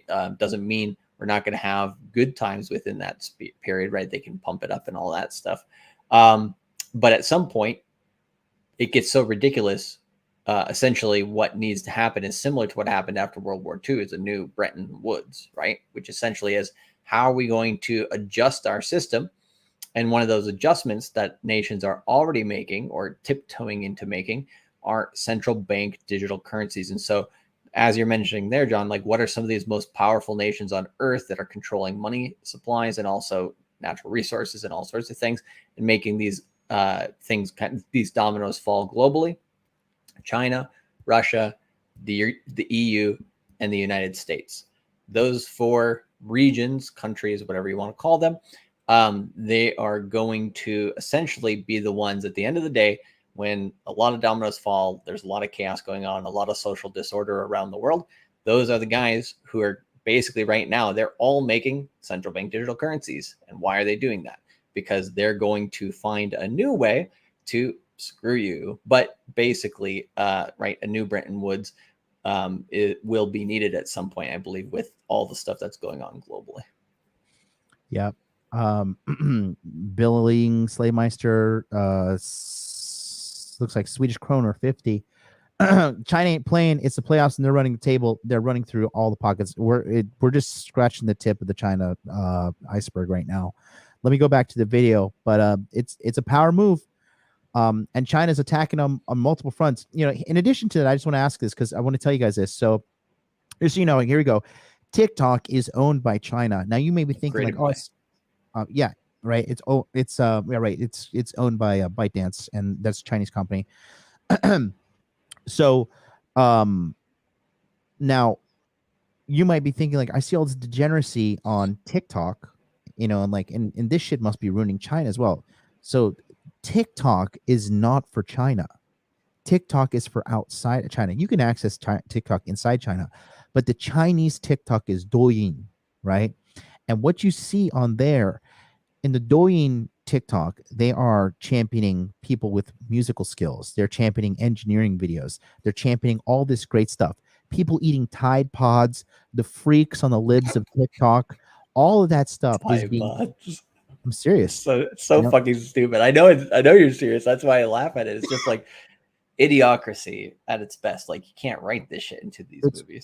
It's very simple. They are giving people, because here's how TikTok wins. Okay, in social media, right? In American-owned social media platforms, there is a controlled release of the content from the creator to the subscribers. How many people we have in here? Between you and me, 418. I have 22,000 subscribers on my channel. You have 18,000 subscribers on your channel. So you're telling me that less than 1% of our subscribers combined are interested in watching this live stream right now? That answer is simply no. They didn't get a notification. The discovery is only based upon what YouTube deems allowable. Now, people want to be discovered on social media.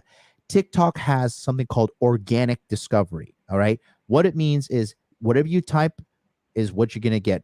So if I post a video saying about why crypto is great, it'll just be like, why is crypto is great? It'll show the video to as many people as possible, and you'll get hordes of people watching.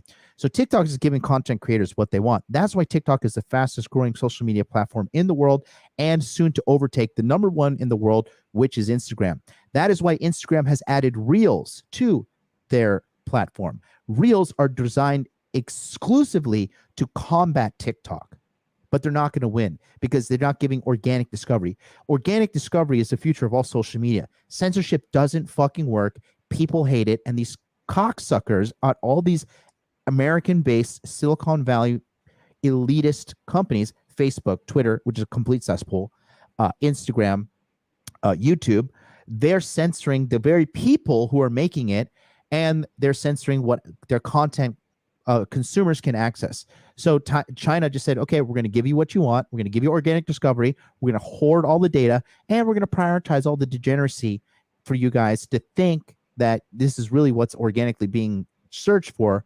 But reality is we're just wanting to brainwash you with a bunch of fucking garbage that's going to make you a moron. And a nation full of morons is a nation ready for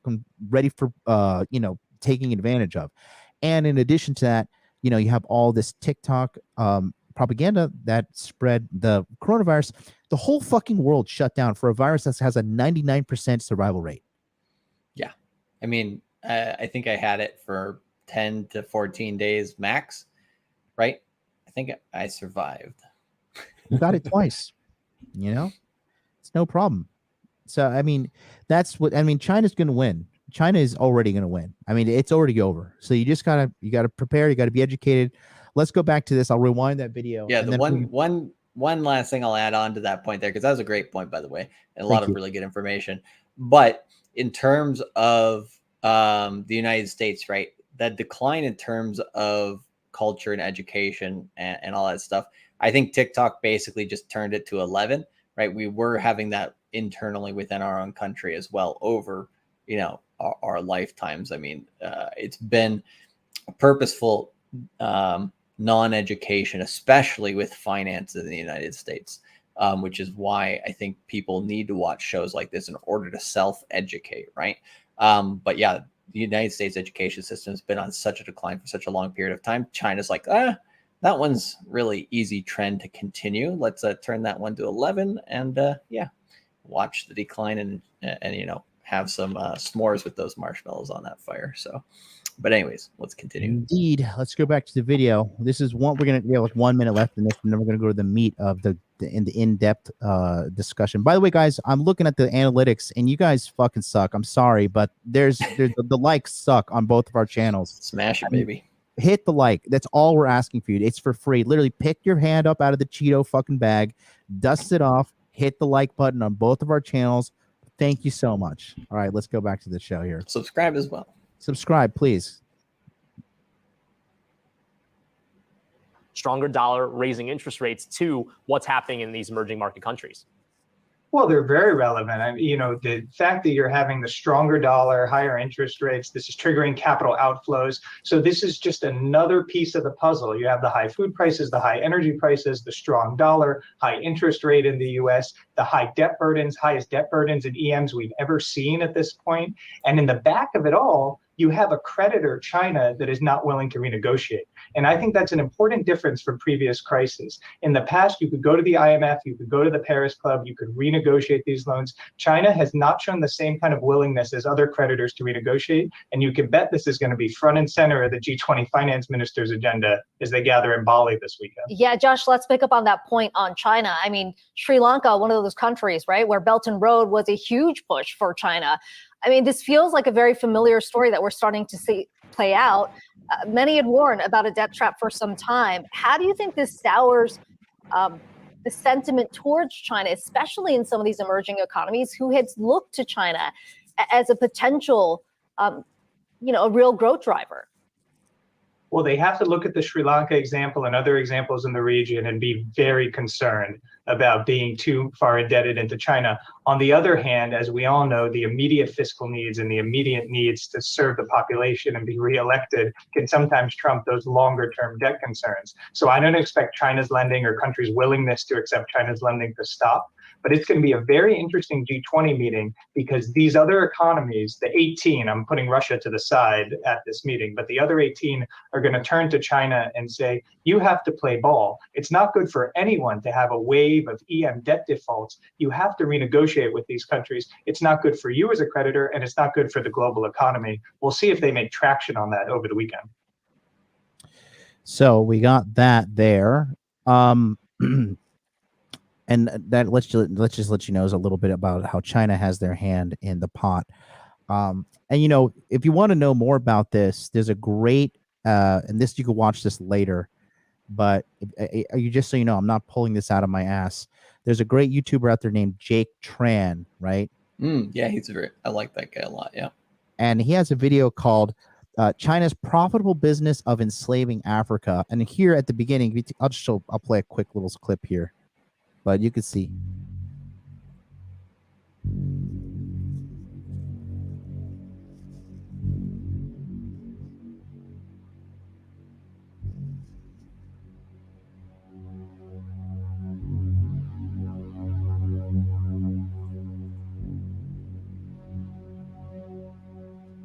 Sri Lanka, 2009. The president of Sri Lanka at the time started pushing to build a new port in a small town at the south end of Sri Lanka. Why? Because ambitious projects like this that promise prosperity make you look like a good, caring politician. The only problem was that everyone, including their own government studies, estimated that the port wouldn't be profitable. And when they went to their neighboring Indian companies for funding and construction, even they said the same thing. It was an economic dud then, and it's an economic dud now. But then the president announced that the project had been greenlighted, with the help of none other than China. The Chinese government's Export-Import Bank gave them a loan of $307 million. On the surface, this looked very generous. We're helping a developing country build infrastructure when other selfish countries wouldn't help. But it came with some clever terms. The port would have to be built by the CCP's preferred company, China Harbor, so that it looks like money is going to this developing country, but then it just gets funneled back right into the Chinese economy. So there's really no risk to the Chinese government and only upside. And another requirement was that Sri Lanka would be required to let the Chinese government know exactly who is coming in and out of the port. So they also get valuable intel on top of everything. The port opened in 2012 and the forecasts were right. No one was interested in this new port. With only 34 ships docking there in 2012 compared to nearly 4,000 ships at Sri Lanka's other port, Colombo. And its finances were in the hole. So the president went back to China for another loan, this time for $757 million. China agreed, but with the condition that the first loan of $307 million would go from a 1 to 2% interest rate to a 6.3% interest rate, a very steep hike. Then a new Sri Lankan president was elected and took over a country shackled in debt. Debt had increased 3 times to $44.8 billion, and by the end of 2015, they had a $4.7 billion payment due, money that they didn't have. So what did they do? They took out another loan from China, this time for $1 billion to help pay off that upcoming debt payment. So now they're $2 billion in the hole. Oh, yay. Equivalent of you taking out a loan to help pay off your monthly credit card statements. Or in other words, it's safe to say that Sri Lanka found itself at the mercy of the Chinese government. Not at the point of a gun or at the crack of a whip, but through the double-edged sword of debt. It was drowning in debt payments and was left with an expensive port no one wanted to use. Their only option? go to the negotiation table and hope that China would show some mercy and let them cancel some of this debt. Yeah, that didn't happen. And now China owns 85% of that port and managed to squeeze 15,000 acres of land around that port as well, which adds just one more strategic infrastructure project in China's growing portfolio around the globe. And where does China have their eyes set on now? Africa. So, since 2009, China's been doing this. Meanwhile, we have whores in the street in America protesting that they need to get an abortion, like it's a constitutional right. I mean, just put on a fucking condom, for the love of God. But contraception's still good. You know, or just not be a whore, right? But no, that works too. I mean, yeah, right. You can call me old fashioned. You said it, not me. You know, so we have all this bullshit that you're pretending is important in America. You have like that insufferable cunt from the Young Turks spazzing out all over TV because she's like, you know, a whore leading a legion of whores. And I mean, this is what's really happening. China is not joking around. They are after world domination, and they are fucking getting it. That's just one example. And you think China is out there trying to bail them out of fucking this current situation right now? They're not negotiating. They're not renegotiating the debt. They're not helping them out at all. They don't give a shit. Yep. I mean, these, like I said before, going back to that point of central bank digital currencies are going to be coming out in the EU, in China, in the United States, in Russia, right? They want to change the financial system, and they want to be at the top, and they want to stay at the top. And they watching these other countries bow down to them economically, right? It's another type of warfare. You got cyber war that's going to become more popular this century. You got economic warfare, which is already becoming more popular. You got biological warfare, but anything but physical warfare is going to be easier for a lot of these nations. But watching these dominoes fall, they don't care. I mean, it's a numbers game for them. It's happening right now. Did you hear what's happened last week with Canada and the internet? No. 75% of the nation lost their fucking internet. I wonder why. People start thinking for themselves. No, because it was hack. There was a hack, really? Okay. Yes. By China? Nobody knows, but come on. Oh, interesting. It's China or Russia or North Korea, one of those three. I mean, Canada's a good place that a lot of Chinese do flee to because they want to get out of their own country, and they try to take their wealth out of China as well, which maybe you never know. 75% of people had no access to their banking, cell phone service, and internet in Canada. 75%. And the chat is going here. It says T-Slice03. I was out without internet for 2 days. So true. I'm switching providers this week. Ricky Bobby says, yep, many had no access to money, right? Damn. Joe Vanu says it was a maintenance issue with Rogers Network Core. Of course they're going to fucking say that. Just like it was a training exercise. We had a training exercise and multiple soldiers were killed, Afghanistan. Hit that button one more time. Which one? This one? Oh yeah. It was sorry. Yeah, because Rogers was sorry, my stream deck just fell apart. Rogers is the internet provider over there, and they were attempting to buy another company as part of a merger. And some people say maybe it was like the other company sabotaging the network to stop the merge, but saying like, oh, you guys can't really handle it. And, it was potentially like a corporate sabotage thing. But in regards to hacking, China has been hacking the United States nonstop for like decades. And we're over here pretending that we're over here like, well, we need more transgender people in our military and hackers, and we need all this, shit. China's just nope, 2 genders. You know what they have for their fucking coders and stuff over in China? When the guys get stressed out, you know what they have? They have women in the office that massage their shoulders while they're fucking coding and getting ready to develop software, hack, whatever the case may be. Sounds nice. It's funny when you just do with what works, right? Anyways, let's go to the final video we have for today. This is explaining why Sri Lanka is collapsing, and potentially the coming global food crisis, which will kind of tie into everything a little bit here. This was a while ago. This was produced on June 7th. June 7th. So take a look here. In Sri Lanka, a tropical island nation just a few miles southeast of India, children never get a snow day. Neither do they have to contend with earthquakes, volcanoes, or sandstorms. But 3 million of its students now face a different kind of disaster. Their schools can't afford ink, or even paper on which to print it. On March 19th, the Education Department of its largest province announced the cancellation of all exams for grades 9, 10, and 11 for that exact reason. Today, however, paper is the least of its concerns, as entire cities grind as we speak to a dangerous and unprecedented halt. Prices for essential goods, everything from rice to fuel to medicine, have doubled, then tripled, and continued rising. That, combined with power outages lasting up to 15 hours a day, have Christian nuns, Hindus, Muslims, and Buddhist monks, who just 10 years ago fought each other in a civil war, all joining hands on the streets in protest. Unfortunately, the worst is likely yet to come. As the last remaining supplies dwindle away, the current 9 hours of electricity and severely overpriced groceries may soon be remembered as the good days. And yet, Sri Lanka, experts warn, is just the tip of the iceberg.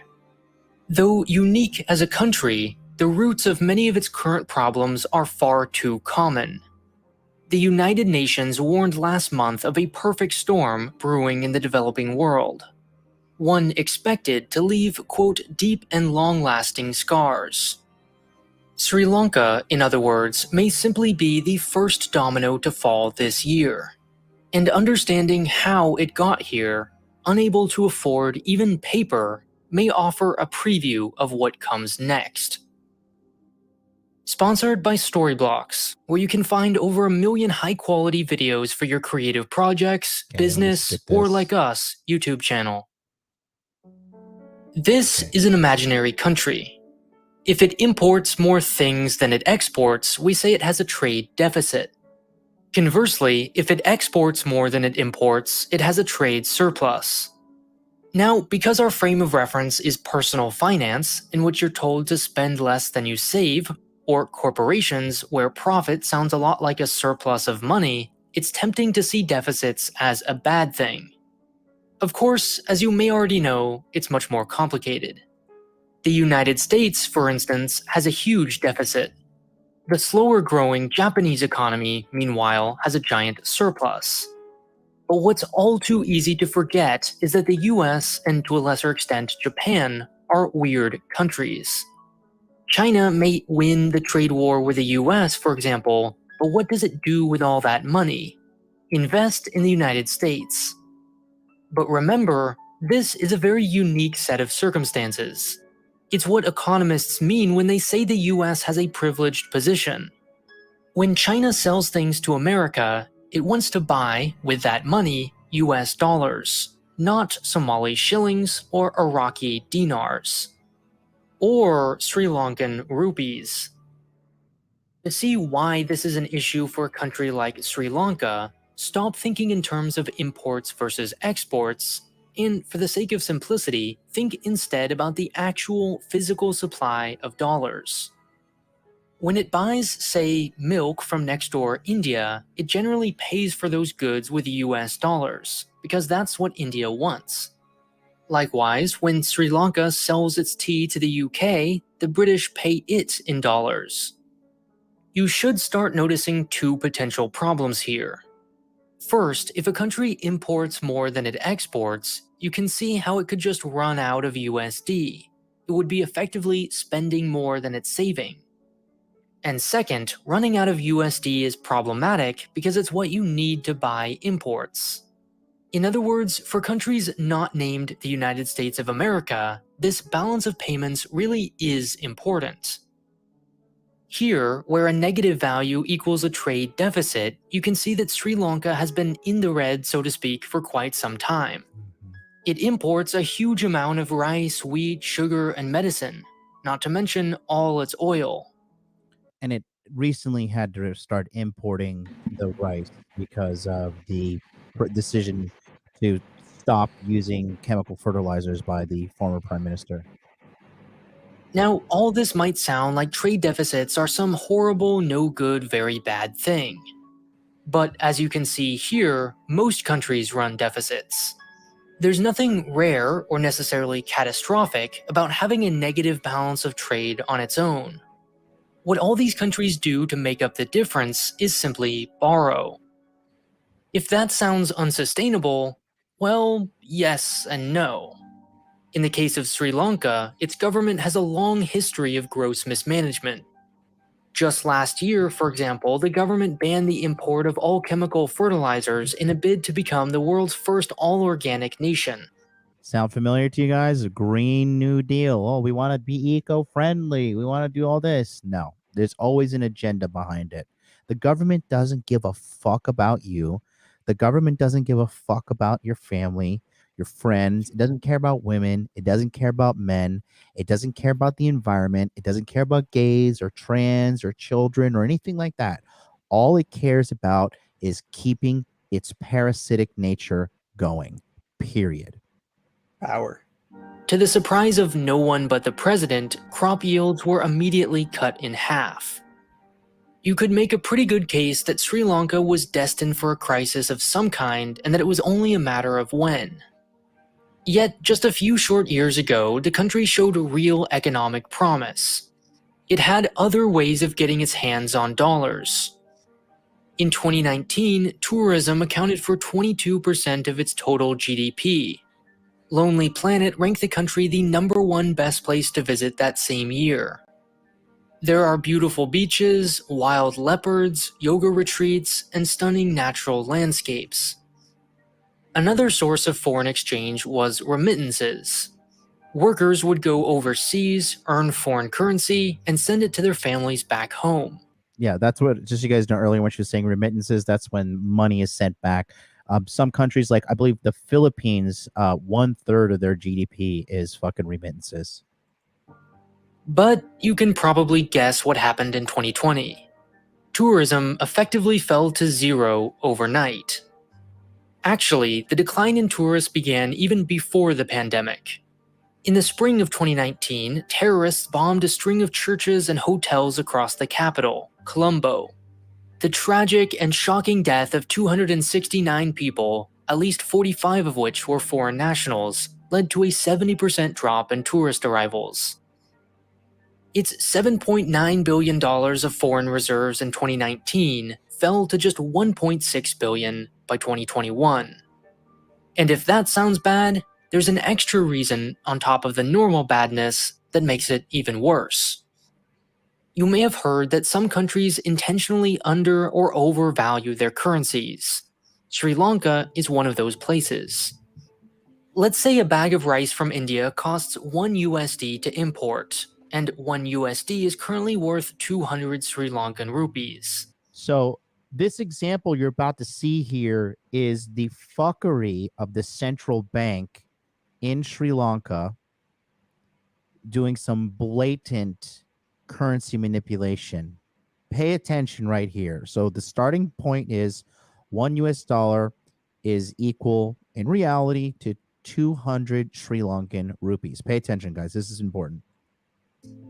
If Sri Lanka can convince everyone that no, actually 150 rupees is the value of a US dollar, well, now that rice is effectively 25% cheaper.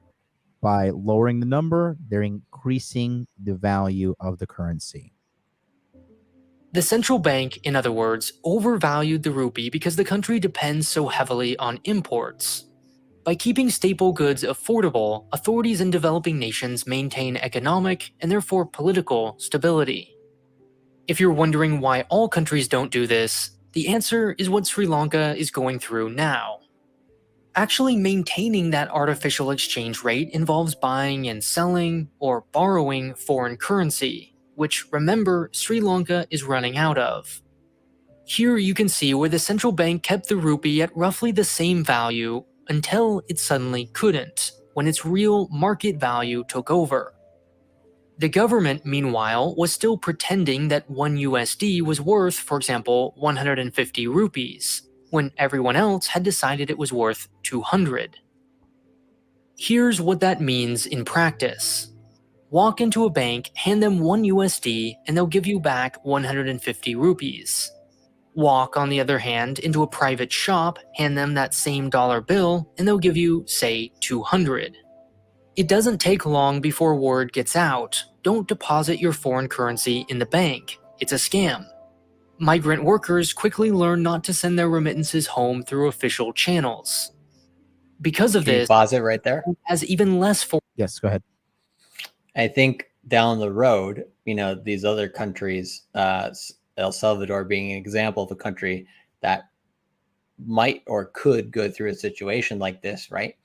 Any of those countries, there's going to be also people who figure out ways to send remittances back home in cryptocurrency, right? So they're going to avoid the banks 110%. They're just going to go around that and go straight into crypto. And this is good for the people, but bad for the banks that are essentially running and propping up these countries.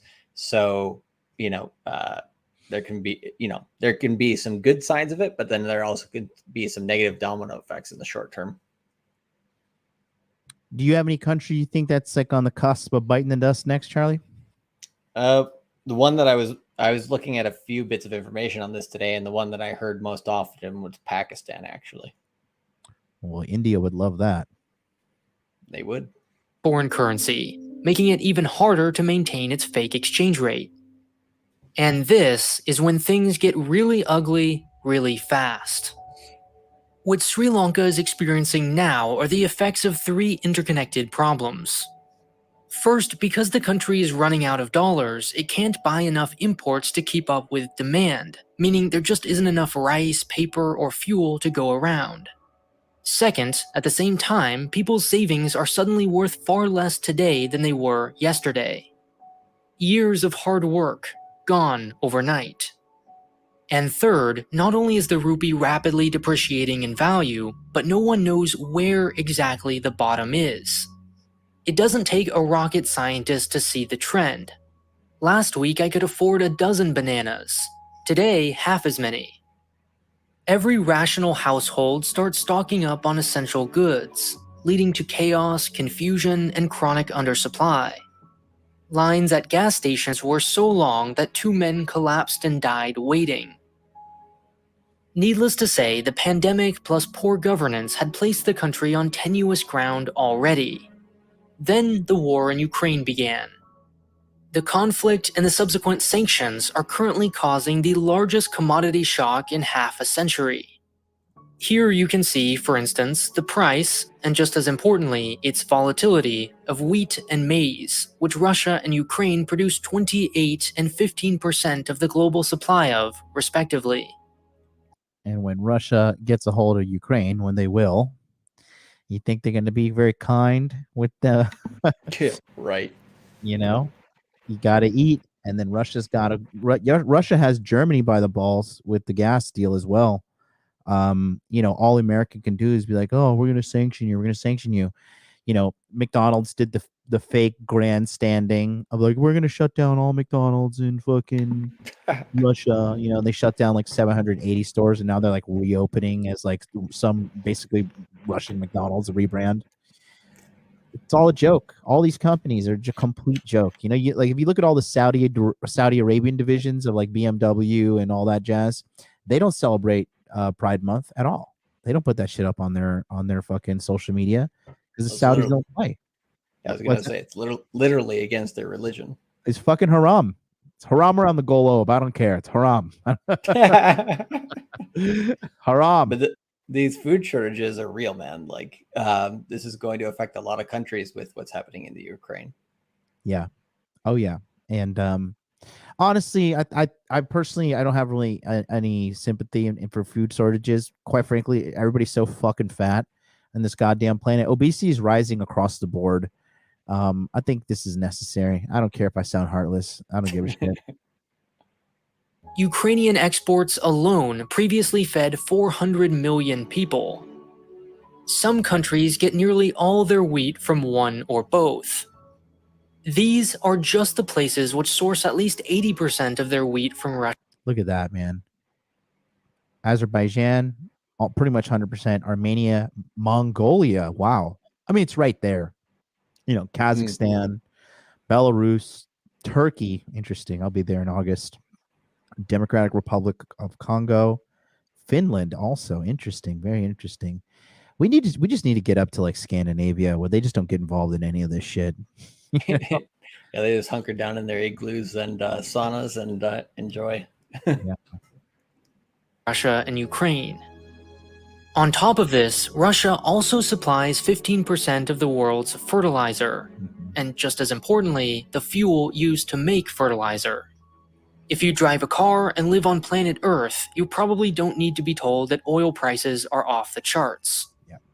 Many countries have or will react by... But these oil prices were equivalent to 2008, correct, Charlie? Wasn't like oil like $1.20 a barrel in 2008 as well?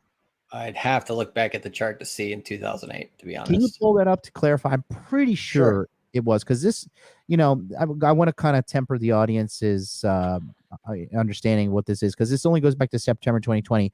You know, this graph is far more dramatic, but if you stretch back to 2008, I'm pretty sure crude oil per barrel was $100 to $120, and theoretically that's more expensive if you factor in no, not theoretically. It was more expensive in 2008 when you factor in inflation. You want me to share the chart? Yeah, sure. Let's say it. Yeah, let's just share it real quick for everybody that thinks I'm dumb.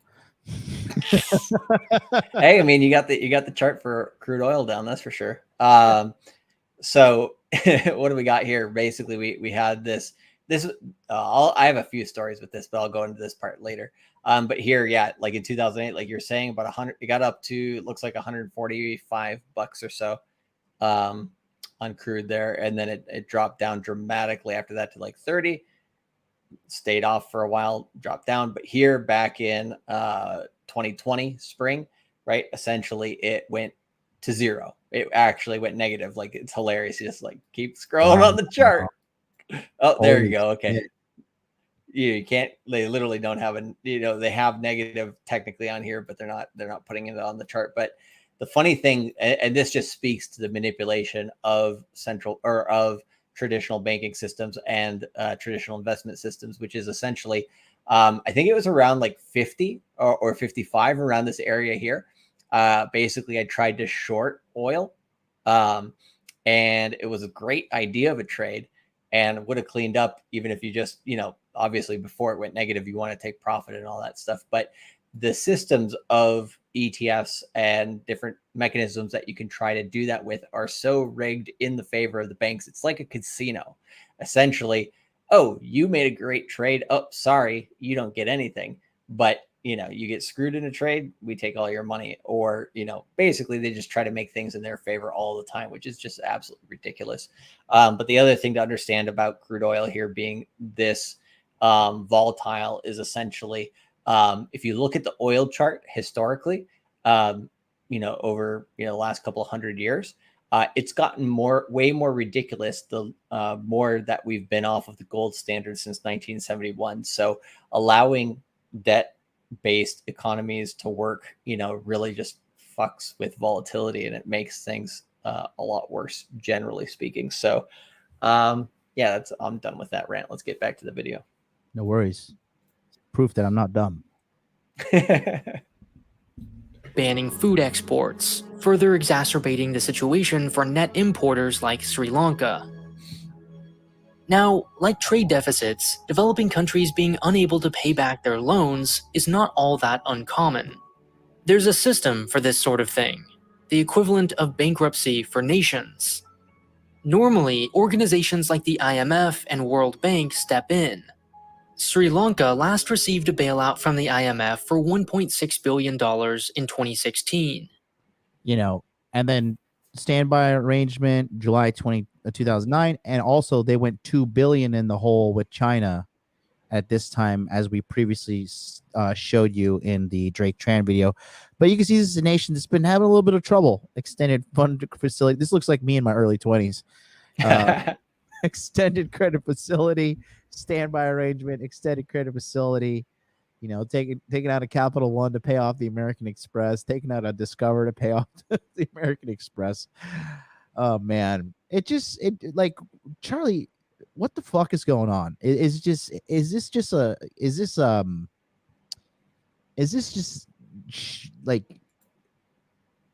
indicator that, you know, these smaller nations really can't work with the capitalism model, or what should we take from this? Is this well? I mean, a lot of these governments, especially with smaller countries, are purposely left out of financial systems or not integrated as highly, but they just don't have the power, right? They work on the debt-based system that is functioning globally as much as possible, but when things go bad, who gets hit first? They do, the small fish, right? Because that's how the larger countries have designed it. And, you know, Bitcoin does equal out, kind of level the playing field a lot of the times for these smaller nations. That's why you see El Salvador adopting Bitcoin as a currency for its nation, because it knows long term that's actually a competitive advantage against these other countries. From, again, I keep repeating, Bank of International Settlements. Look it up, go study it, because that's one thing that is probably the least talked about in terms of how money is flowing globally and how world power is used. But anyways, yeah, these guys are rigging the system, and you know, cryptocurrency does allow some of these smaller nations to fight back. They do have to use resources in order to do that, though. So El Salvador is lucky in that it has volcanic energy and geothermal energy. But yeah, man, the fiat system is not equal. Yeah. Vic Bish says, is that CPI numbers coming out today? You already missed it, guy. It's 9.1%. Go cry. By the dip. But this time is different. Bailouts, you see, are conditional on things like having a functional government and implementing economic policies which are often unpopular. The IMF doesn't just write checks on a whim. It wants to know that the country won't end up in the same situation 6 months later. These are conditions Sri Lanka simply can't meet. While citizens are very justifiably angry at their government, the unfortunate truth is that political turmoil and social unrest will likely only discourage foreign assistance. Protesters are right that the country's economic woes didn't come from nowhere. The groundwork for the current crisis can be traced back decades, when Sri Lanka began paying off old loans with new ones, in what the World Bank has compared to a pyramid scheme. While it's easy to connect the dots between an unprecedented global pandemic and a sudden economic collapse, so too is it easy to blame Chinese loans. But neither theory captures the whole truth.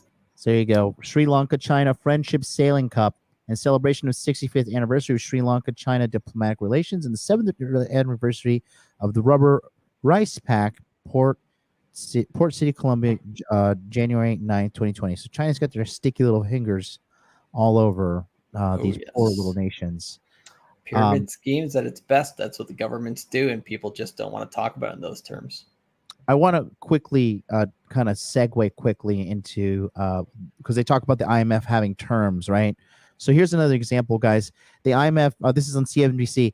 IMF Sri Lanka bailout ends without a deal. I'm going to go quickly through this. The IMF ended talks with Sri Lanka, failing to conclude a deal for a bailout package for near bankrupt nation after 10 days. Okay, this was on June 30th. So the IMF comes to the table and they're like, all right, we're going to bail you out, but you got to do X, Y, Z.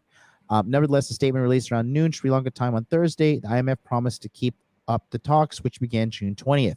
Sri Lanka, an island nation of 22 million people, is facing its worst financial crisis since independence in 1948, which has left it struggling to pay for essential imports and forced it to default on some foreign debt. Like they defaulted on the $78 million interest payment that was due in April. Okay, the IMF has ended talks with Sri Lanka, failing to conclude a deal for bailout package for the near bankrupt nation after 10 days. Nevertheless, In a statement released around noon Sri Lanka time on Thursday, the IMF promised to keep up the talks, which began on June 20th.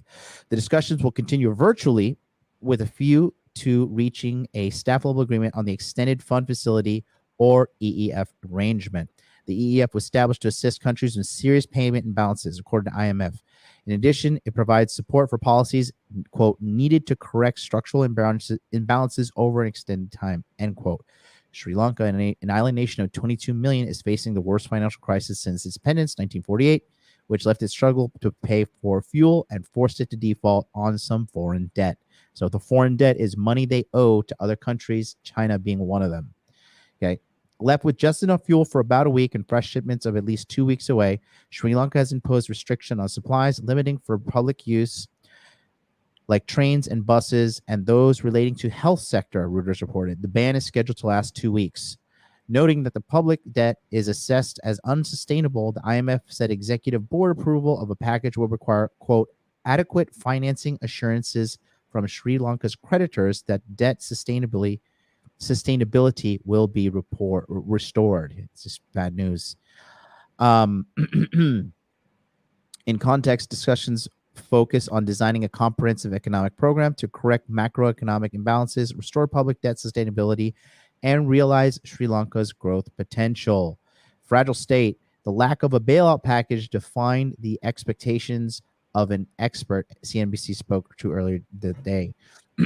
Georgetown University professor Shanta Devarajan said Sri Lanka was close to reaching an agreement with the IMF.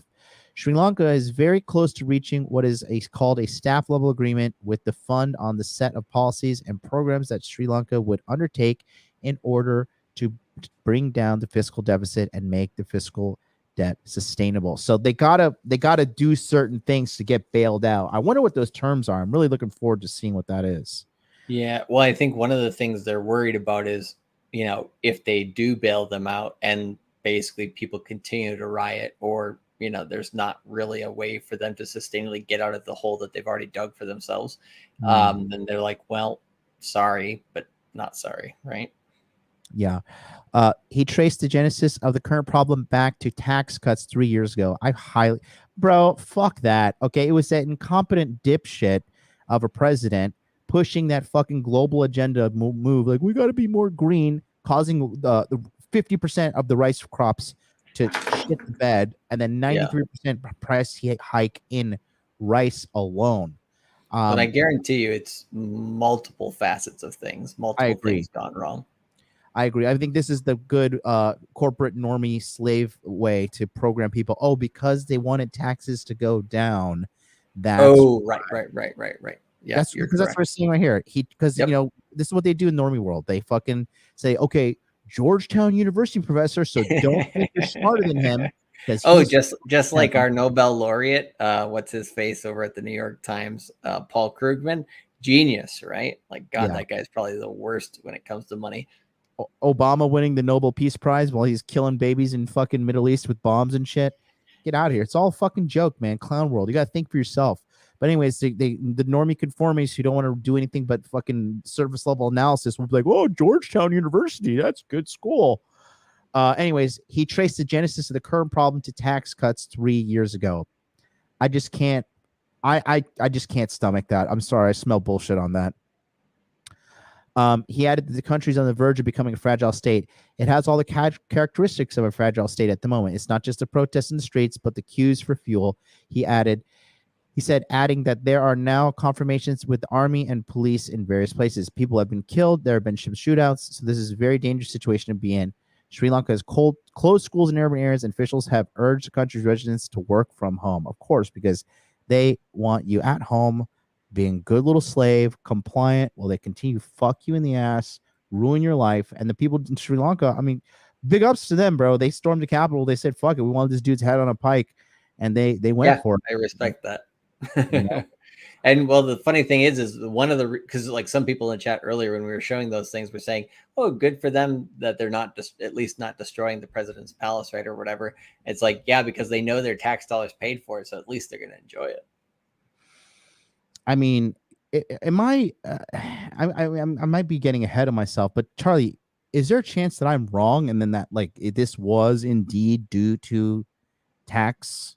No, I don't think. I think there may be a small aspect of it, right? But it's like there's never one cause for these things. There's a lot of other things that are going on. But I'm just saying, in terms of the tax thing that I'm saying now is a totally different situation than that one, right? I'm talking more about like literally, you know, we pay for the police, we pay for you know, government buildings and stuff like this. So the fact that the citizens decide to storm them and then not destroy them and actually take advantage of them and use them is actually quite smart on the citizen side, just because they're like, we want change, but we still want an intact country.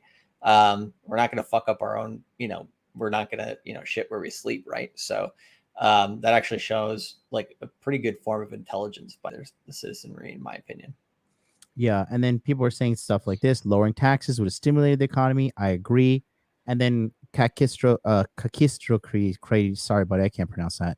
Tax cuts are always a problem, never the spending. Right. Or the money printing, the infinite money printing. God forbid. God forbid. All right, let's go back to the video. We're on the home stretch here, boys. Hit that like button. Only about 10% of Sri Lanka's debt is owned by China, and its leaders have been pursuing disastrous policies for years before any of the recent events. In 2019, it cut taxes precisely when it needed public revenue the most. Poor governance is not the only, but it is an important ingredient to the cocktail of calamities it's dealing with now. That's literally what we just covered. Like the guy just summed it up in a couple sentences. There we go. What's surprising is not Sri Lanka's poor leadership, but how quickly it all unraveled. In a matter of weeks, millions of Sri Lankans went from living a fairly middle-class lifestyle, cars, college education, and leisure, to wondering whether they can eat dinner. This is how countries spiral out of control. A shock, or in this case, a trifecta of shocks, exposes a nation's weak governance. From there, there's no limit to how bad things can get. For which other country or countries will the confluence of the pandemic, financial tightening, and a drastic increase in commodity prices soon expose a weak foundation? When the Fed raises interest rates, as it's doing now, developing countries have a harder time paying off their loans.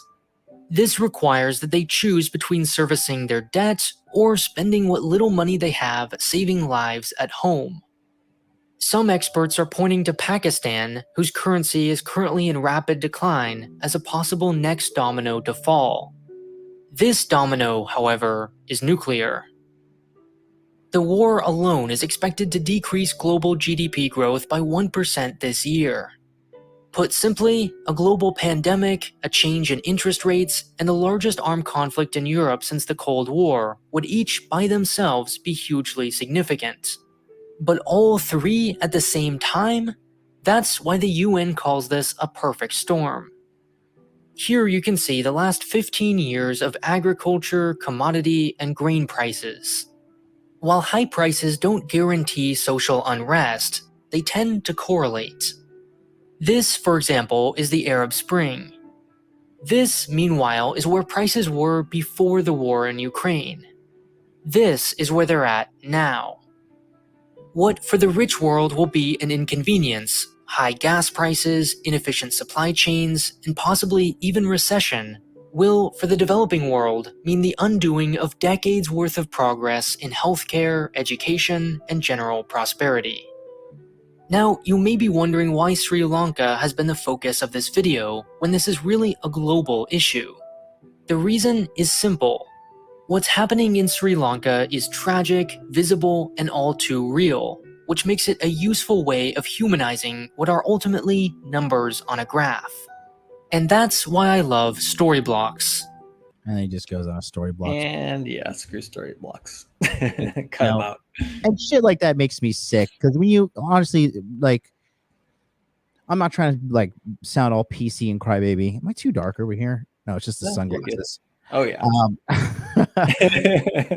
But you know, these morons in the United States, like, oh, crying in the street, I can't be a whore, Roe v. Wade. Just drive to fucking goddamn Missouri and get an abortion or wherever it's legal. These poor people, this sucks, man. These people are starving. These people are like, there are people dying. They're canceling surgeries and stuff because they just like, we don't have the equipment, we don't have the electricity, we don't have the fuel. It just sucks, man. And it's as brutal as it gets. So, Charlie, we have the situation clearly at hand. We're at 2.5 hours here live on the Tokyo Crypto Show, the #1 crypto show on the fucking planet. Hit the like button, boys. Okay. Yep, 426 people watching. How could crypto help this out, Charlie? You're the crypto expert.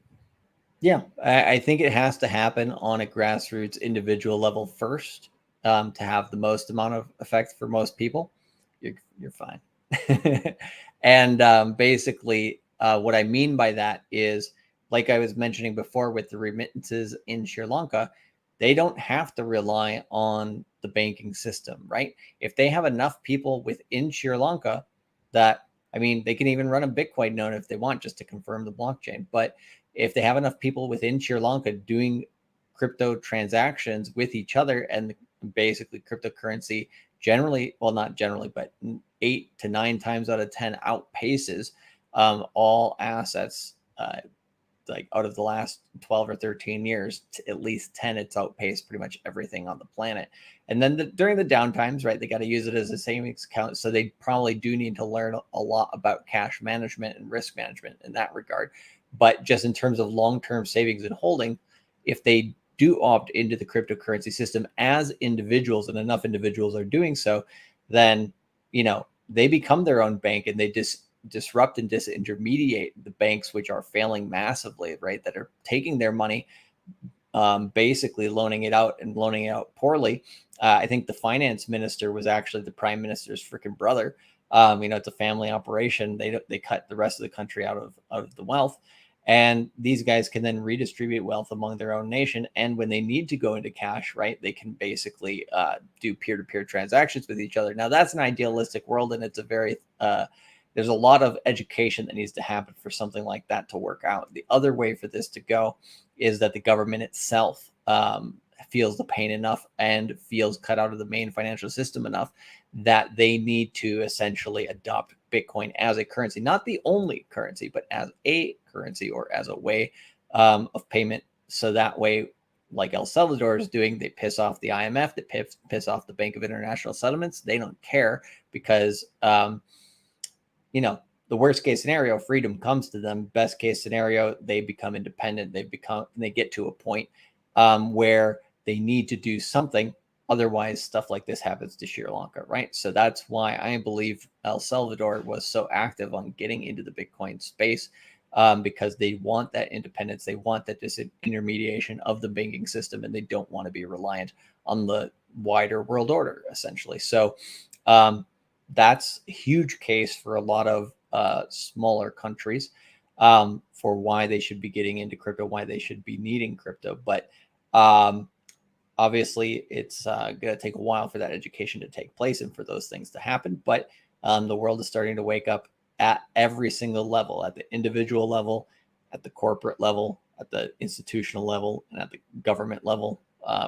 Everything affects everything else right now in the economy. So understanding this stuff, and then how some of it will change, how some of it could change, right? Then you start to see possibilities of what can happen down the road. And if you are prepared to basically navigate the craziness of what finance is going to be this decade in both developed countries and non-developed countries, or wherever you are in the world, as long as you can navigate that and understand that and have that self-sovereignty, have that individual money that you can control, at least with a portion of your wealth, doesn't have to be with all of it, then you will succeed, and you will be basically, there will be winners and losers this decade, right? Whenever there is a massive crash in wealth, there's a lot of opportunity for new people to become wealthy. And this is on all of those levels that I described. So this is an opportunity, right? We have a lot of the Moon Gang, a lot of the Hot Dude Army. Somebody was calling it the Hot Moon Gang Army. I don't know. I thought that was interesting. But basically, you know, you have to take on this self-responsibility to become your own bank, because you have to have, like, I think it was Simon Dixon, one of the things that he recently said, or he's been saying this for a while actually, is the one thing that Ray Dalio has not prepared for is a failure of the banking system. And, you know, in the United States, it's probably most likely not going to happen, right? But in these smaller nations, in countries like Greece, in other countries around the EU, they definitely need to prepare for these things. And so, Ray Dalio is starting to actually get that. He's actually starting to understand crypto. He has a bit of Bitcoin in his position as well. So he's not entirely dependent on the banks. But I do think, that education system is going to be suppressed. Like you mentioned before, the YouTube algorithm, right, doesn't necessarily promote this type of content all the time because it does wake people up. But that's the beauty of the internet. That's the beauty of the internet of money. That's the beauty of the blockchain. That's going to be the beauty of the metaverse. And it's going to be a great time if you take advantage of it and you educate yourself. So, go ahead and do that. If you're listening to us, smash the like, hit subscribe, make sure that you continue to do that, and just do it, bite-sized chunks, 30 minutes a day, whatever you need, and you will succeed. But hey, not everybody's going to wake up to what's happening until it's too late, or the central bank digital currencies are preventing you from basically being able to buy certain things. Oh, you can buy groceries with this, but maybe only certain types, or, maybe they'll just get you on, stuff like no entertainment, whatever it is. But at the end of the day, cryptocurrency is an alternative solution that is not going to solve everything, but it basically can give you a layer of protection that you probably don't have now, no matter where you are and no matter your demographic, no matter your age. Cryptocurrency, Bitcoin specifically, and Ethereum as well, just doesn't care about what you think about politically. You can't get cut out of the system, essentially. Yeah, and what we're saying right now is, honestly, we're obviously big advocates of staying away from the news, but we are not trying to put fear in your guys' heart. What we're trying to do is just adequately educate you on what is actually happening. Without our only agenda is you guys getting smarter. Okay, we're not fucking selling Smarter anything. and richer. We're not selling anything on this stream. We're not like, buy our Sri Lanka protection kit or anything like that. Like we're literally just here. We want you guys to get better. We want you guys to get more intelligent, and we're doing so. I mean, we're working hard behind the scenes to put the quality that shows up. The analytics have been through the roof. All these shows have been since we've revamped the show a little bit. It's been nothing but fantastic. So that being said, we really appreciate you guys for watching, and we will catch you guys on the next episode next week. But don't forget, I'm live tomorrow, 9 a.m. Eastern Standard Time on Modern Life Dating YouTube channel. Charlie is live tomorrow, 8 a.m. Eastern Standard Time on the Cultivate Crypto YouTube channel. Until then, we'll see you guys later. Peace.